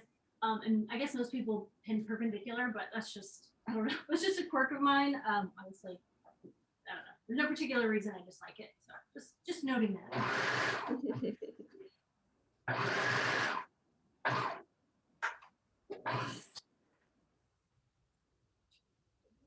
Oh yeah, thread snippers. Just, you know, yeah, get some good thread snippers.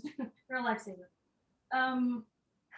All right, so I did one, and do the other. And I guess I'll just show you at the end because yeah, it's a little unwieldy right now.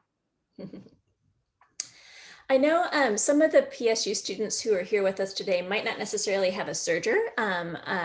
From the sewing construction class, I know we were able to check out sewing machines, but not sergers. For those of you who are working with a sewing machine, one thing that we'll oftentimes do in terms of doing, if we're working with a woven fabric, is we'll do a straight stitch. And then what we'll do is we'll do what's called a zigzag serge, where we essentially like use our zigzag stitch to sort of bind the edge of the fabric and kind of finish it off. So that's a nice little tip for folks that are wanting to try to do this on their sewing machine. And that's like the real basic. If you only have a sewing machine that does a straight stitch or a zigzag, some folks might have like really sort of specialized machines that have a lot of sort of decorative stitches and stitch options that they can use to finish off edges as well. But if you are looking for an equipment investment, sergers are really great. The 3 or 4 threads, you can, they're great for sort of going back and forth between both wovens. And if you were doing this, for instance, you can do the same process, right, on a t-shirt or something that's knit. But you could use the serger for that as well. I came unthreaded. Uh-oh. Full circle situation. It happens. The best. Yeah, it happens all the time. So,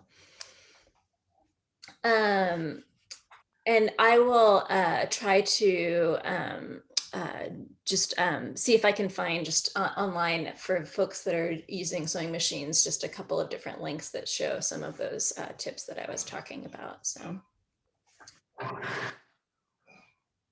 I was gonna say, you can also cover it if you want to do like a bias tape binding. If you have the raw edge, you know, it'd have to be pretty slim, but you know, there are definitely possibilities. Or a French seam, which is, you know, sewing it on the right side out, and then kind of like flipping it inside out, encapsulating the seam. You know, that's another thing to look up. But yeah, French seams are fancy, kind of hard, but you know, impressive.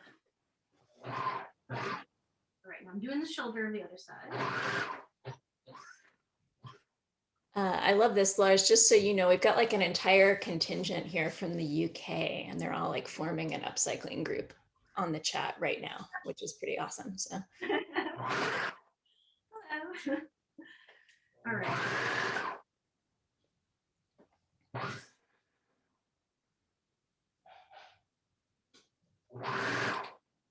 And I did notice that when you cut the shoulder, because we're just kind of cutting it straight, I didn't really like, you know, articulate that curve. So the the sleeve or the I mean, either side might have like either a little bit of a dip or like a point, you know, you can just kind of trim that off, just do your best, kind of smooth that out. So it's a little more of a curve, if that makes sense. Cause I was just like cutting straight, you know, anyway, on a curve, if that makes any sense, of the shoulder. So just, you know, that's fine. Just kind of smooth it out a little bit as you go.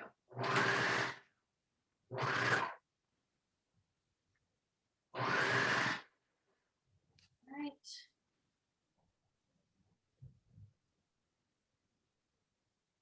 I think that, again, like this thread is really wanting to, I'm on a 3-spool serge situation now. That's fine. It keeps wanting to break. I don't want to investigate. So I'm just going to keep going. If we were doing patchwork, that might matter because you want to make sure all the little seams are meeting up, but we're fine for today. All right, nearly done here.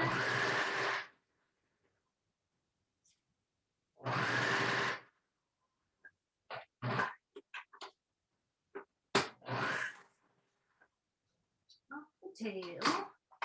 Right.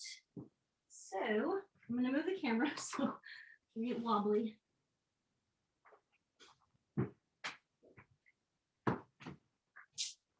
All right, and let's iron now. Let me kind of get it warmed up.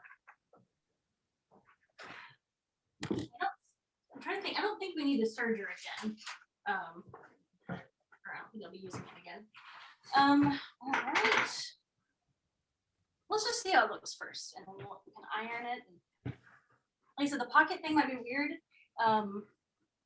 So remember, you had the option to remove it. I just chose not to for brevity. All right, let's see. I love the pocket being on there and sort of divided. I think it's cool. And you know, it's interesting. I don't know, like you know, and in there, you know. That's what I was thinking. I was like trying to think of all the little cylindrical things that I could put in it. I was like, how could you fit it? Oh, and see, here's a good example. The pocket didn't serge all the way, so fine.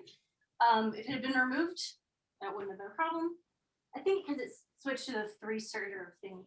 So I'll just sew that real quick. Ugh. I think it'd be easier just to get in there with the sewing machine. So this allows our iron's getting hot. And like I said, something you'll notice with my iron is that it will leak like crazy. I need a new one. Rowenta's, like I mentioned earlier, Rowenta's work for about 6 months and then they start to leak. So that's just where we're at right now. Okay. Let me try to feel where the pocket is. Where am I? Okay. So I'm just kind of sewing down that pocket till we shut.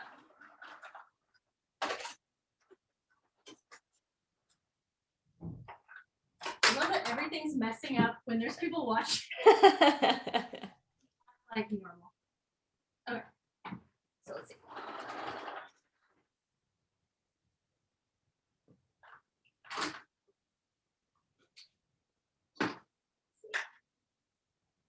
I think it's something's not.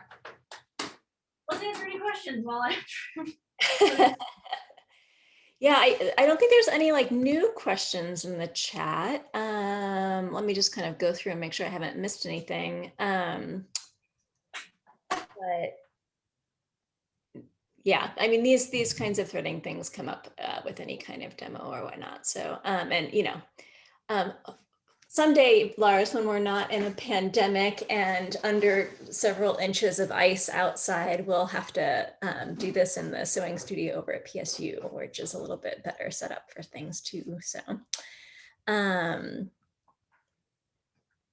Really done. So have like any questions, but I would just say, looks like, what is the step that we're doing right now, Laurs? So when I was serging, the pocket, the breast pocket that we sort of cut into, but we didn't remove because like I said, I didn't want to bore you all. It didn't quite, the pocket flap didn't quite get into the serging seam. Okay. Yeah, and it didn't match up there. Huh. Sorry. I didn't want to rethread the serger while, like again, I'm trying to do these things to like, you know, I don't know if cut corners is the word, but like, you know, just so I'm not, you know, boring you guys. Okay, so, and because it, one of the spools on the serger, they said, I was like, well, I don't want to rethread it right now, but it kind of came undone, so it became a 3-spooled situation. So it didn't quite match up at the hem either, so I'm just doing the same thing. It just didn't quite catch. I think because I'm trying to like talk, and actually I'm just in the studio. Yeah, don't feel the need to, like, you don't have to talk while you're doing things, Laurs. I know that can be really tricky. So yeah, I would say there is a question in the chat, just, and I would encourage everybody that has information on this just to answer. But yeah, if folks have recommendations on sergers and overlock machines, I know I have a Juki 5-thread that I use, that I'll put the model number in my studio, that works, that's really lovely, and also has a number. It's a domestic, so it's not an industrial, but it has a number of attachments as well that you can do sort of cording and beading and things like that on as well. So that's one. But if folks have other recommendations, please put those in the chat. So here's, sorry, the lighting is kind of iffy. Okay, so now we've expanded the shirt. I will say something that I'm just thinking of now is obviously with upcycling, I guess you also have to consider the neck width.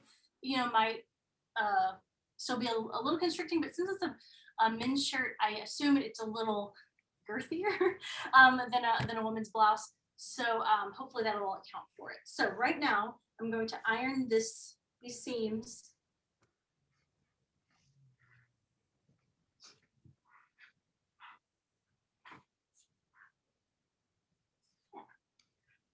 Sorry, I keep seeing, maybe I should have just sewn it because, okay, let me just do this real quick. Hopefully this is the last one.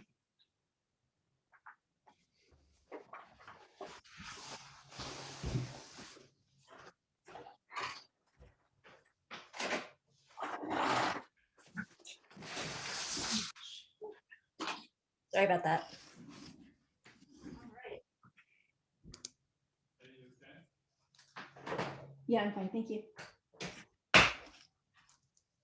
And here's something I'm noticing. I don't know if it's this fabric, but like I said, it could have been because I was talking.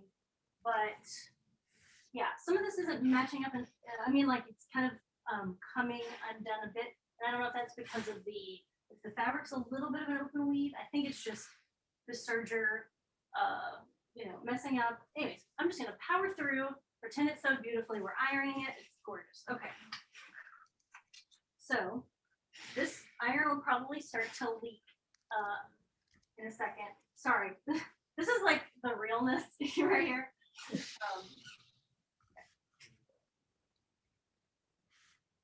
All right.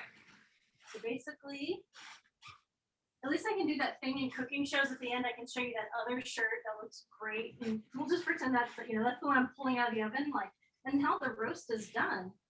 That looks great. All right. So basically the stitch or the serging we just did, I'm ironing it flat. And this doesn't sound like much of a trade secret, but I have noticed that when try not to judge your like designs or your upcycling until you've ironed it, because it can really change the whole look of it. Like it just looks so much more professional, so much more crisp. I don't know. So I've just noticed like sometimes when I search something, I'm like, I don't know, or you know, or sew something, and it looks all wrinkly, and I'm like, I don't know. And then when I iron it, I'm like, it's wonderful, it's fabulous. So just don't judge your work fully until you've ironed it. It makes such a difference.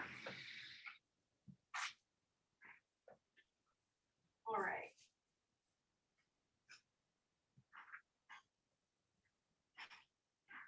So, okay. So now I've ironed it, and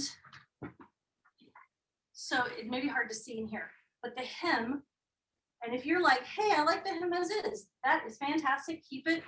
It's, you know,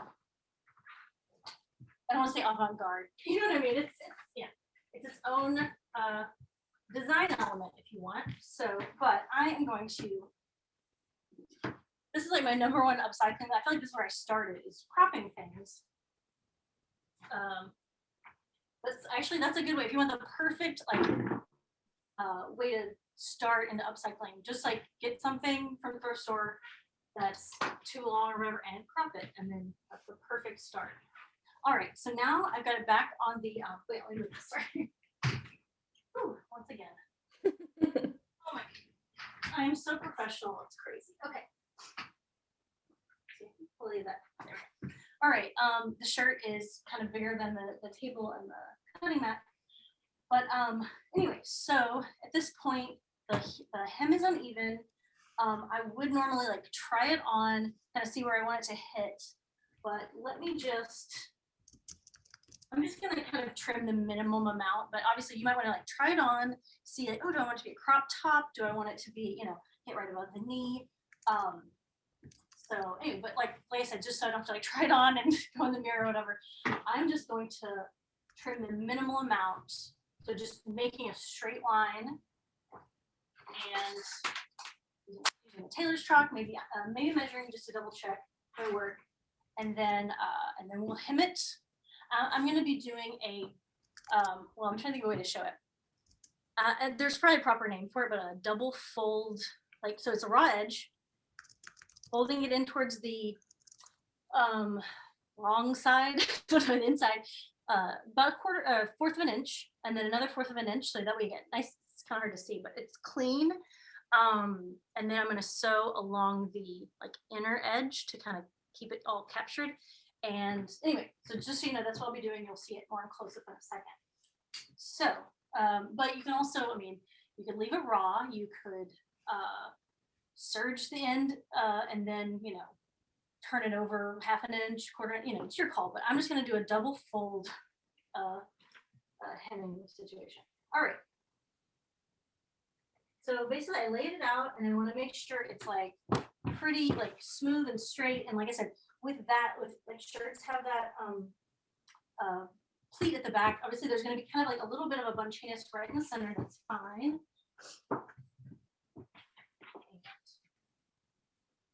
All right. So scooching, and then it's gonna, let's see. Oh yeah, and then another thing to make sure it's all flat is the back yoke. You know, you can kind of see it from the front. Kind of make sure those are about even. Okay, and kind of just, you know, you're just kind of. Okay, so I'm going to grab my tailor's chalk and. Like I said, whatever length works for you. Sorry, I'm a perfectionist. I need to just like, I was like, just walk away. Okay, so I'm making sure that my yardstick is perpendicular to the placket, and that it, you know, I'm kind of eyeballing it. You can measure too. And I'm just gonna kind of either mark it or just dive right in and make a line. And then just continue that line that you're going to want the hem to be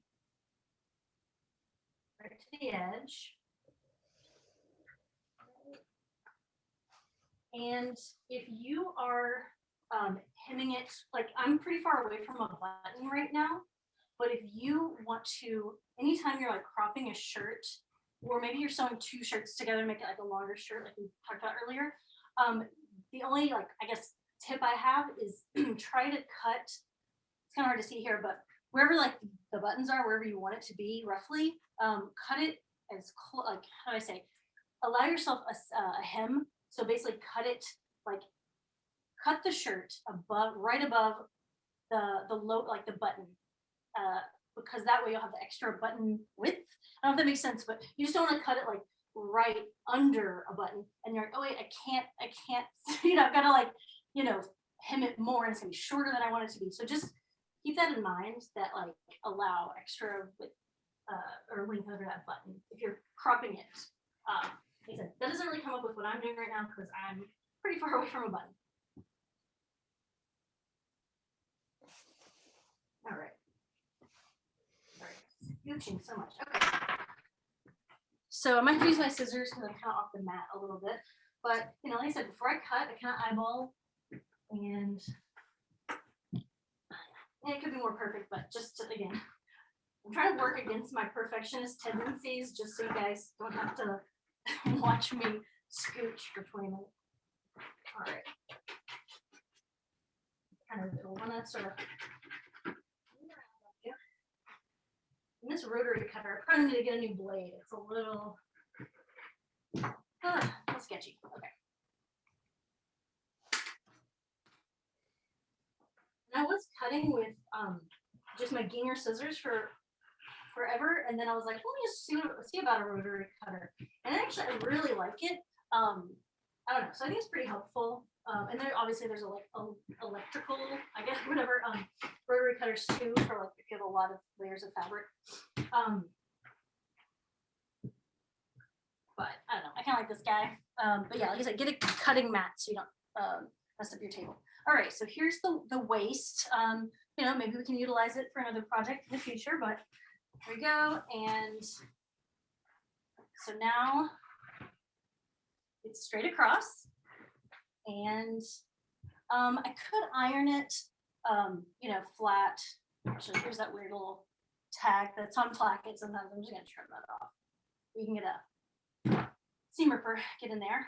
Anyway, so with this, you can iron it if you prefer. But I'm just gonna go ahead and, actually, I'm not gonna pin it. I'm just gonna eyeball it. So yeah, anyway, so that way we can kind of keep going. I don't know where we are on time. So, we have about 50 minutes left, Laurs. And if you need, like, just let me know if you need to take a break or anything like that too. So, because I know you've been going for a while. I know, it's so funny, the emotional energy when you work by yourself. And then, like, you know, I'm usually like listening to podcasts or something. Like, oh, you know, and yeah. So, all right, did you say 50? 50, yeah, 50. Mm-hmm. Will be great. And if we don't have time for everything, I can show you some other things that like I was thinking of doing, and just like kind of, you know, just say like, here's a few other possibilities if you want to keep going with it. All right.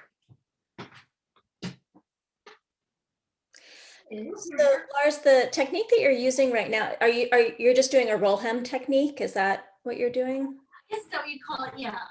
So it's about a quarter of an inch all told. I mean, like, it's like folding it a quarter of an inch and then another quarter of an inch to kind of, yeah, encapsulate itself. So kind of, yeah, roll hem situation. Great. I am going to use an edge stitching foot. I'm like, sorry, new camera. And it's kind of hard to see. I don't know if you guys can see. It's got this extra piece of metal, and I don't know if there's an industrial machine equivalent, but basically it just helps me do a real straight stitch when it's only for certain like finishes, because it'll kind of, the how do I say, the hem will like abut right against that that piece of metal, so it kind of keeps it in place.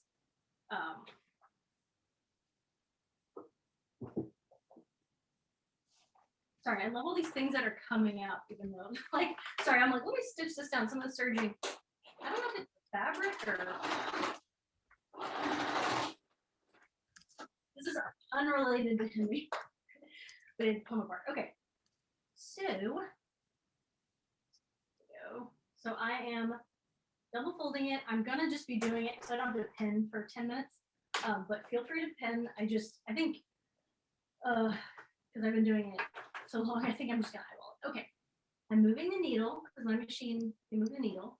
So I'm moving it. So I'm gonna just catch the inner edge, and I'm gonna be folding it as I go.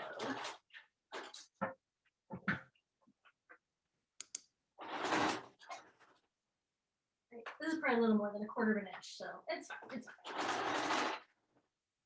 Make sure and move this a little bit. Well, Laurs is going to be sewing it. I am just because I know it's a little hard to see. I'm in the chat, I'm posting some links to Bernina's like roll hem foot and their edge foot, just so like you all can see like a closer up example.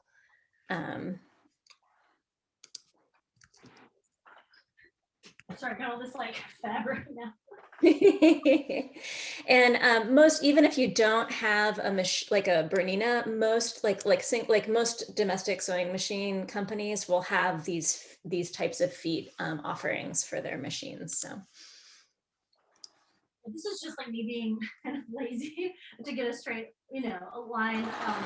But yeah, you can definitely use a regular straight stitch foot, or like I said, you could serge the end and turn it over just once, leave it raw, maybe do like a stay stitch so it doesn't go crazy with the braid. Fast fabric to here, see? That's another thing. You can do contrast, like top stitching. That's a design, thing.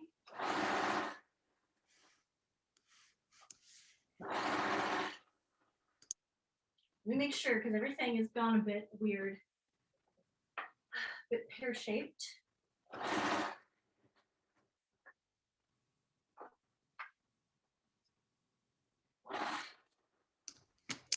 And as Laurs is finishing that up, one thing, like I always feel like the edge foot technique that Laurs is working on right now, it works really well for these kinds of straight across kinds of edges and hems and whatnot. If you are working with something that has like a curve to it, or like maybe you shaped the bottom of that hem, I always feel like the roll hem foot does that really well, because it tends to be a smaller sort of hem that has to be done like just like almost at a quarter to an eighth of an inch, as opposed to something that can be a little bit bigger. So for folks that maybe had some questions about that. So.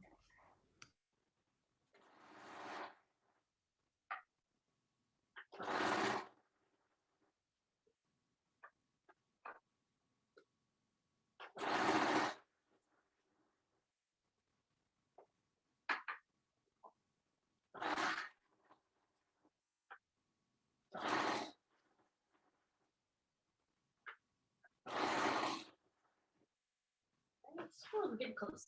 And let's see, yeah, pull away from it a little bit.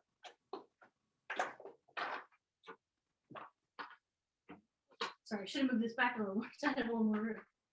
All right.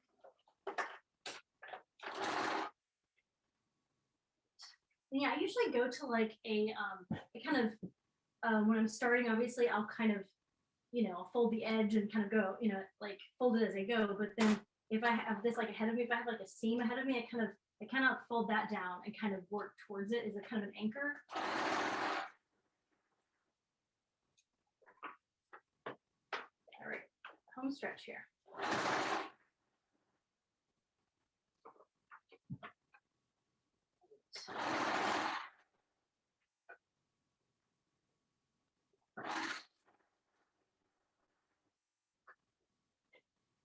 Sorry, I have like scissors that are like, oh, okay. And like I said, I'm anchoring at the seams we did down the middle. On the side.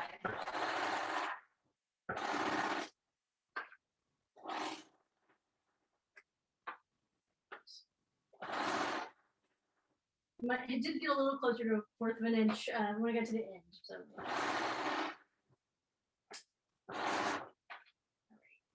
And it can be tricky to do the end. Sometimes it doesn't want to be exactly even.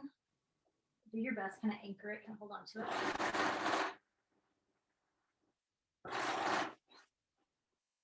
All right, and then obviously do that back tacking in reverse. Go forward a few. All right. So let's see how we're doing. All right. So there's some threads here to snip.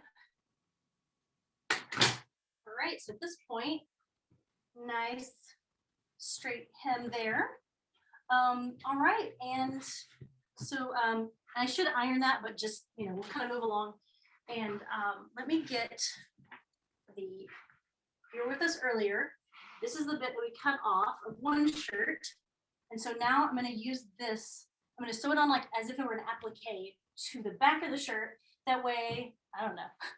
Maybe I'm overestimating. I'm going to turn some heads, So yeah, it is a bit of a double take. In fact, I was trying to think of like a good way to describe this applique.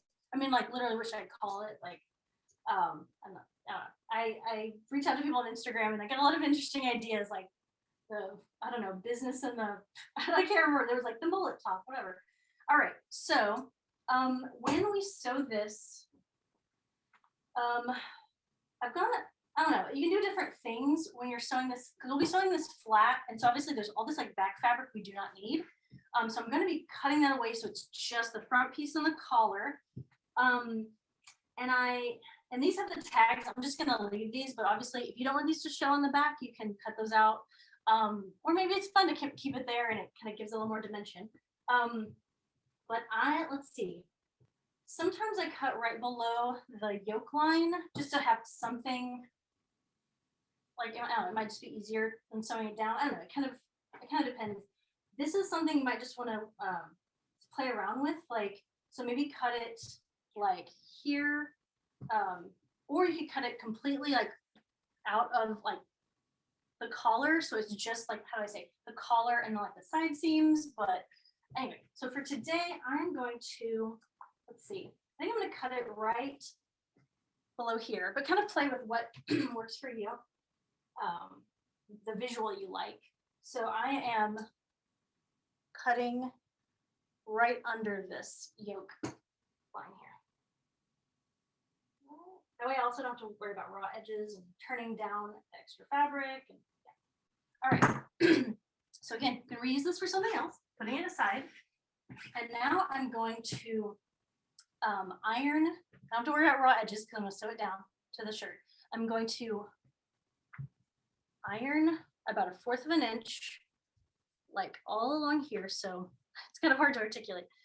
So this is the wrong side that's going to be sewn down. So it's like 1/4 of an inch, just like that, and iron it all the way around. Actually, I'm trying to think how much I should cut off of here, because like I probably don't want it flapping down, but I don't know. Maybe you do. Maybe it looks good. So for my purposes, I'm going to be sewing this, probably just covering up the pleat. Sorry, covering up the pleat.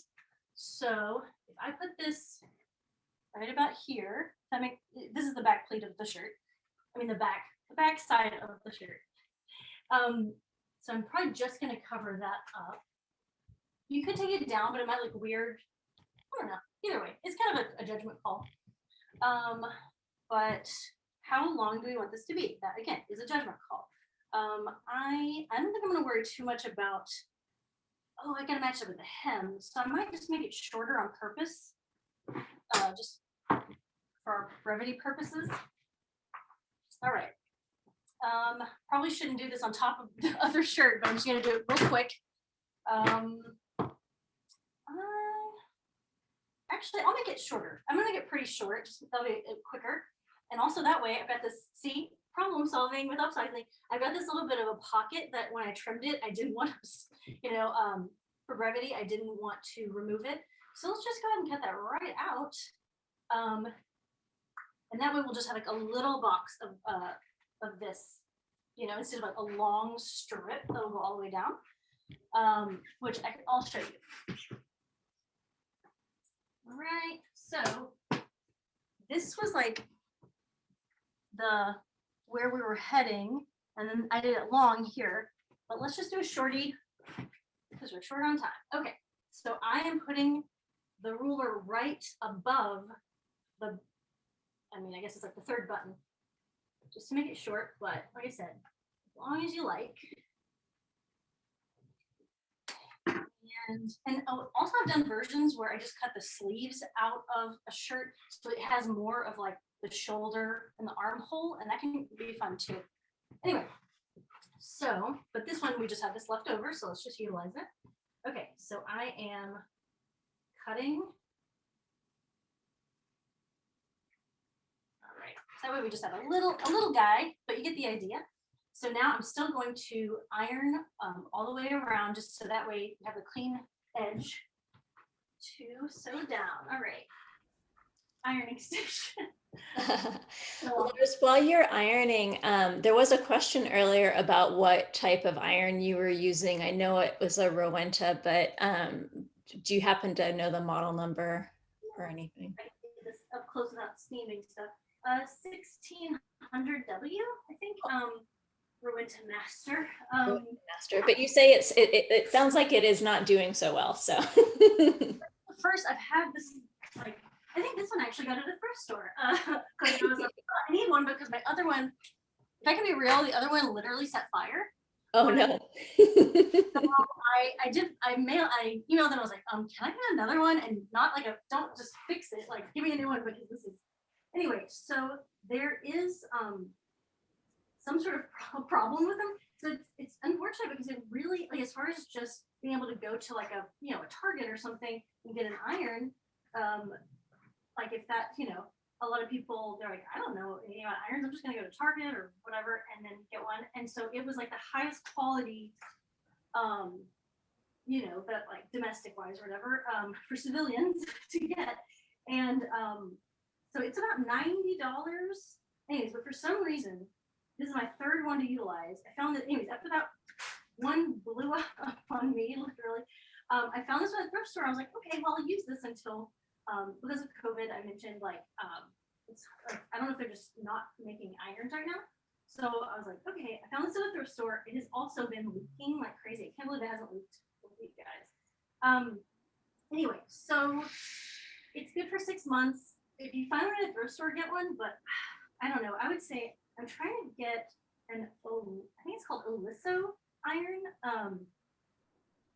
But again, they're not producing them right now, but hopefully soon. These are COVID reasons. And Wawak, W-A-W-A-K, wawak.com has gravity feed irons. They're also, they're about $100, $110, so not much more than this, but it has a tank of water. They have to fill it, has to be high up. You're a little bit tethered to it because of that. So it's nice and like professional, lots of steam, but I just thought, I just didn't want to be tethered, like literally tethered. You have to think about where you're putting the tank and all that, So I didn't want to deal with that in my home studio. I'm already pressed for space. So, but it was great otherwise. It's a great iron. I don't know if it had a certain brand, but if you go to wallwalk.com, it's like, I think they're called gravity feed irons. I'm actually going to sew this to make it easier for me. So just like a stay stitch, actually just probably just right here, because I didn't want it to do weird things. So let me just do it real quick. Hopefully I was helpful with the iron. So I would say Rowenta is fine. I don't know if I would like go out and pay full price for one because it's only going to really work well for 6 months. So let me just do this real quick.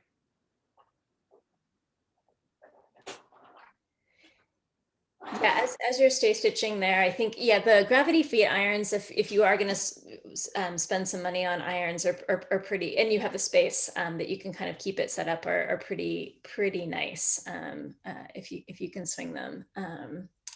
But for like any kind of like, as long as it has like really great steam, any kind of iron will work for what we're doing today. So.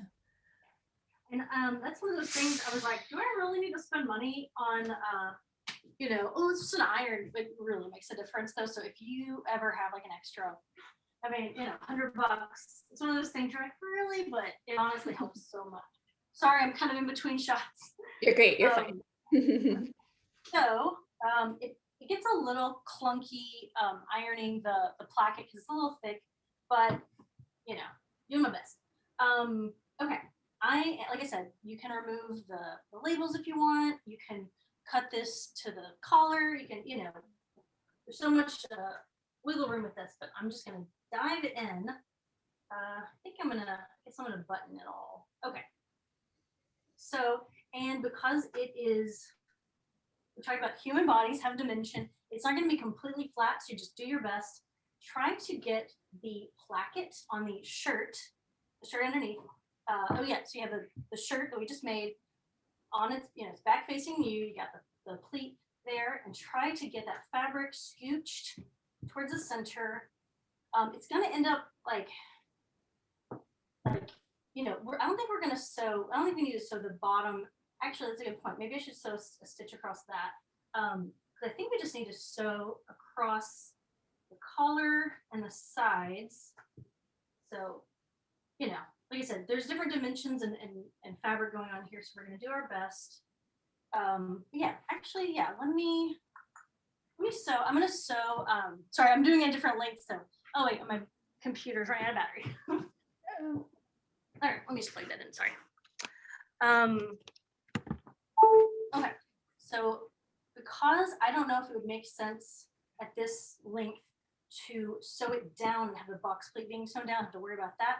I'm gonna let this be free flowing, this underneath part, so like, you know, reverse pocket. So I'm gonna sew a little stitch. I guess I kind of left it raw, but perfectionist. Okay, let me get back to that straight stitch foot. Sorry. And great. And yeah, we'll just sew this down. And I know we may not have time for other things, but I could kind of show you, like, you know, a couple other possibilities. Time flies. I think this is great. I feel like I hope people are going to kind of go away today sort of with sort of an understanding of like how you can use these techniques to like not only sort of change the shapes of garments and expand and combine things, but I also, just the thing I really love about what you're doing, Laurs, is that you're using all the parts of the garment, right? And thinking about how they can be sort of either decorative elements or applique or sort of functional in a different way than what we would expect. And so I just think it's, you know, just in these two techniques that you've shown us, I feel like hopefully people are sort of understanding just the expanded possibilities of what could happen. So, and there's, you know, you could try to sew down the placket if you want everything to really, you know, straight, that's fine. I'm like trying to little slapdash. Take your time, you're fine. We've got another half hour, so. All right, so this is a tricky part. So I'm going to just do the best I can. You do the best you can. And I could have stayed stitched maybe the whole thing. Maybe they make it, you know, really straighter. Just, you know, whatever works for you, because I know each shirt will be a little bit different. And oh yeah, here's something. You want to, like, I'm trying to think if there's like maybe put a piece of cardboard. You could either unbutton the shirt or put like a piece of like, you know, a book or something, so that way you're not pinning through the whole shirt, as I oft do.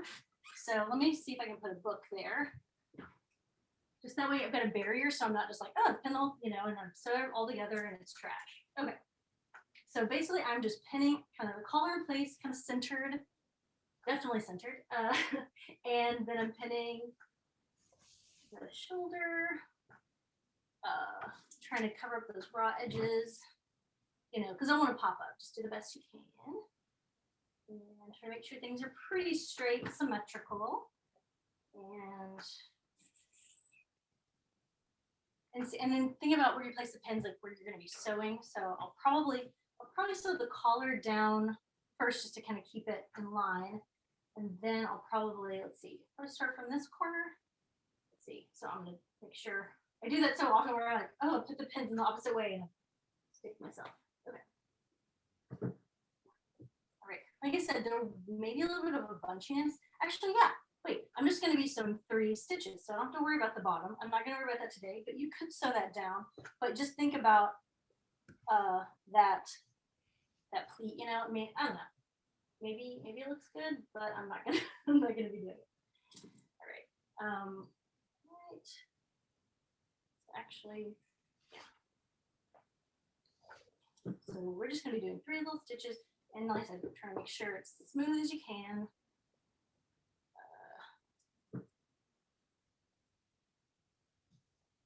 All right. Let's see. Cool. Did pin it down? Okay. All right. And then there is this back bit. You know, you could try, if you want to pin that down and sew it down, you know, you might have to open up the collar. But yeah, I mean, basically you can make this as flat and sewn down as you want. I'm just kind of doing the minimum of like collar. I mean, I could also sew along here. I kind of like the idea of having a little bit of a dimension to it. Anyway, so basically, whether you use your edge stitching foot or regular straight stitch foot, we're just going to be sewing. Let me get this book out here.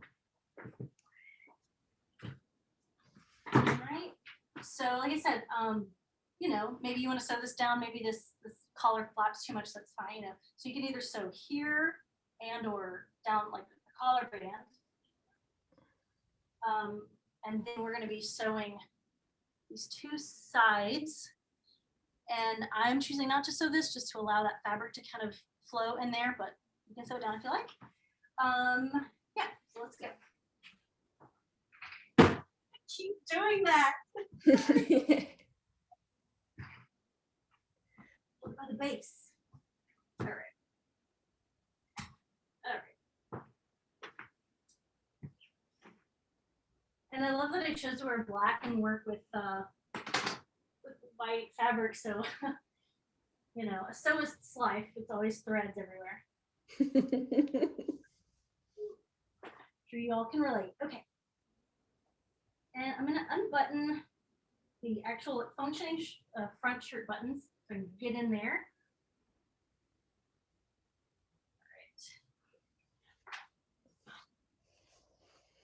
All right. And yeah, let me do the bottom of the collar band first. And see how that goes. All right, and it might be hard to kind of get in there. Do the best you can, because it, you know, you got the collar folding there. So just do our best. Okay.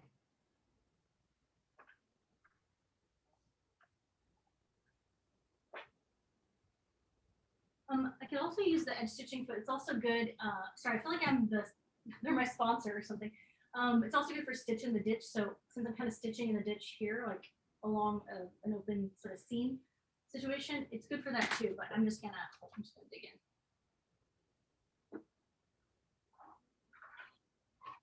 And I'd say your main thing here, there's a lot of fabric, and so just make sure you don't have like a sleeve or something underneath it.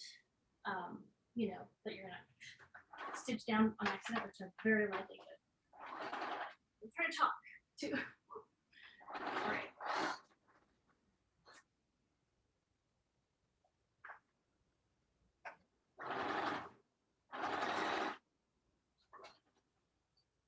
See if that will do it.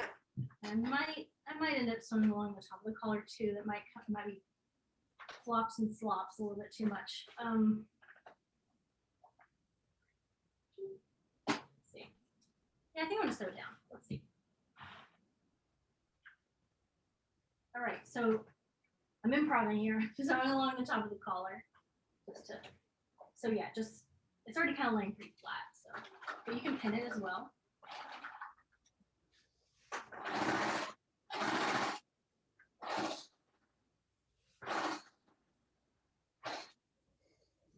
They can get a little clunky under there, a little chunky, I don't know. And so we have to move the foot a little bit. Right. Okay, and then all right, so that. So all right, now let's sew on the sides. Again, making sure the front of the shirt's opened up enough where you can, you know, you don't have anything. I'm really trying to make sure I don't do it as I'm saying, like, don't do this. All right, and now I'm going to the top of the collar point that I folded under.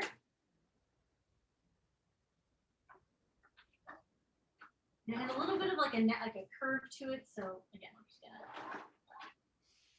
gonna work with it. I'm gonna do its own thing. Try to keep it sort of straight.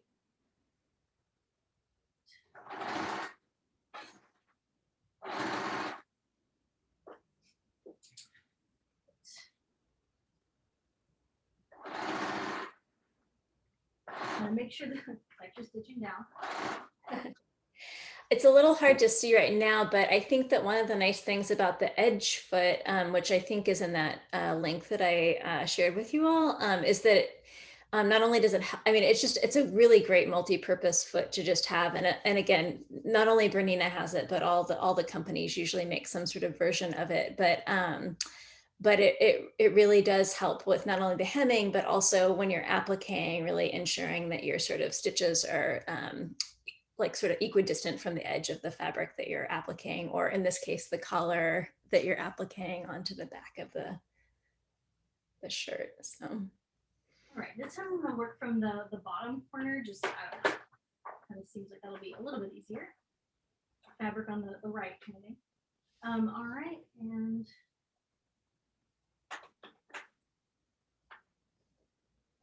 sorry, it's hard to kind of keep it flat, and you know, and I'll try to start keep my arm out of the way a little bit too.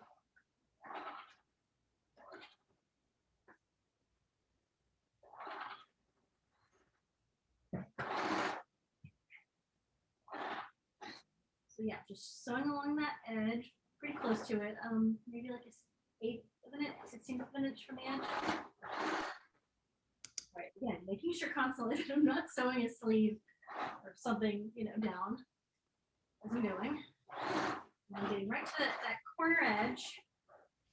And I can just, and obviously there's going to be certain bits that are open, you know, that's fine. It doesn't have to be completely sewn down perfectly. And then yes, like this is flapping out, you know, and that's why I'm like, you can cut that, you can sew that down, you can just leave it as is. Right, trimming the threads. And I think it's about it. Let me just make sure at a glance. Okay.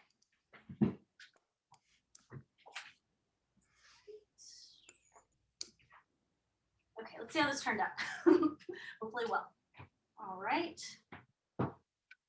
So yeah, you could also sew down, so like this collar is kind of doing this thing here. So you could also pin down, you know, it kind of depends on the shirt. Some collars are just different. So you could do the same thing where you know, pin down the collar and like sew along here, you know, if you want. It's whatever, it's your own personal taste on how you want it to look. But let's see how this looks. I don't know. That's fun. I mean, maybe this isn't for everyone, but for some reason I'm enamored with button ups. Like, this should be on the back. That's crazy. So anyway, let me see if I can like, hopefully I haven't sewn a sleeve closed or something. And I'll just, you know, long sleeves. And that's another thing if we had time for, we could maybe still do, is trimming the sleeves.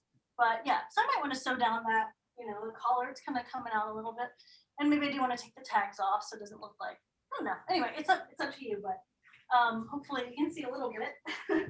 And so yeah, let's see how yeah, these might have been bigger than 2X. Anyway, I don't know. I think it's fun.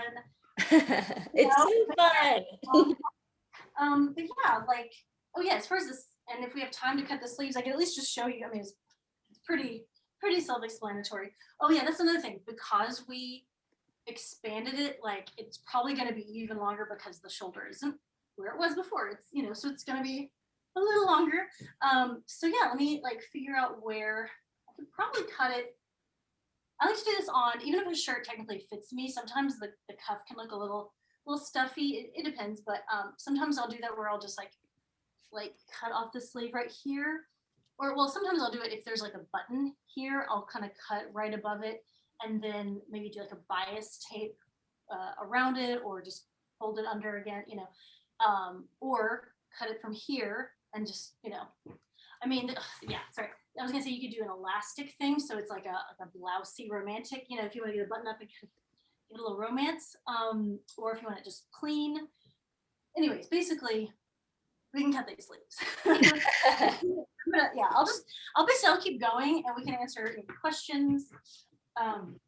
Well, I think one thing I am going to just go ahead and I just think this is such a fantastic demo, Laurs. Thank you so much. I know it's so hard, like sewing in front of people and like, yeah, especially like, yeah, just studio setups and all of these camera angle situations that we have to worry about these days with Zoom. So we just so appreciate you taking the time today to like share like your practice, your process, and just all of the really innovative ideas that you have for thinking about upcycled clothing. It's a really important thing that we should just start thinking about, not only for reasons of sustainability, but I think what you've really sort of demonstrated today is how upcycling can really be sort of just also really kind of contribute to really innovative and creative ways of thinking about clothing and clothing construction. So thank you so much.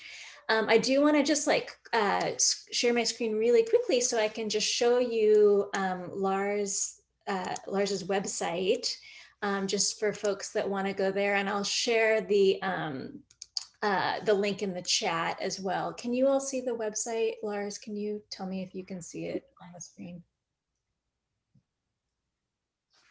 Sorry. Yes. Oh, great. Thank you. Thank you so much. There's so many windows open. But this is Laurs's website. You can certainly go there and check out all the things that Laurs has for sale, and you should order all of them, but also links to workshops, events, and just being in general inspired by Laurs's amazing creative brain when it comes to upcycling. So this event is going to be, the entire sort of recording will be uploaded to our website in the event archive section. So if anyone wants to go back and rewatch it, it will be there, and I'll send that out via email as well for anybody who is in attendance today. And then finally, I just hope that you all will consider joining us for Kat Karnacki's Surface Design for the Fashion Industry lecture that's happening on March 12th at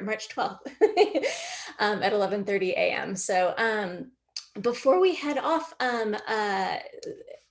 are there any final questions or anything that folks have that they want to make sure that we get to for Laurs, since we just have about 10 minutes or so left? I'm going to stop my screen share here and look in the chat. It looks like there's just lots of love coming in. Lots of people who are inspired and think that it's really cool what you're doing. People joining us from Paris, people joining us from the UK. Thanks a million for giving us insight into your world. It looks like that there is a Facebook fashion upcycling network that somebody has shared, which is, thank you so much for doing that. We definitely will check that out. And we will also share events that are going on at PSU on that website as well. And yeah, I think it's just everybody's super stoked about what you're doing, Laurs, and wants to thank you for sharing your practice with us today. So thank you. Great.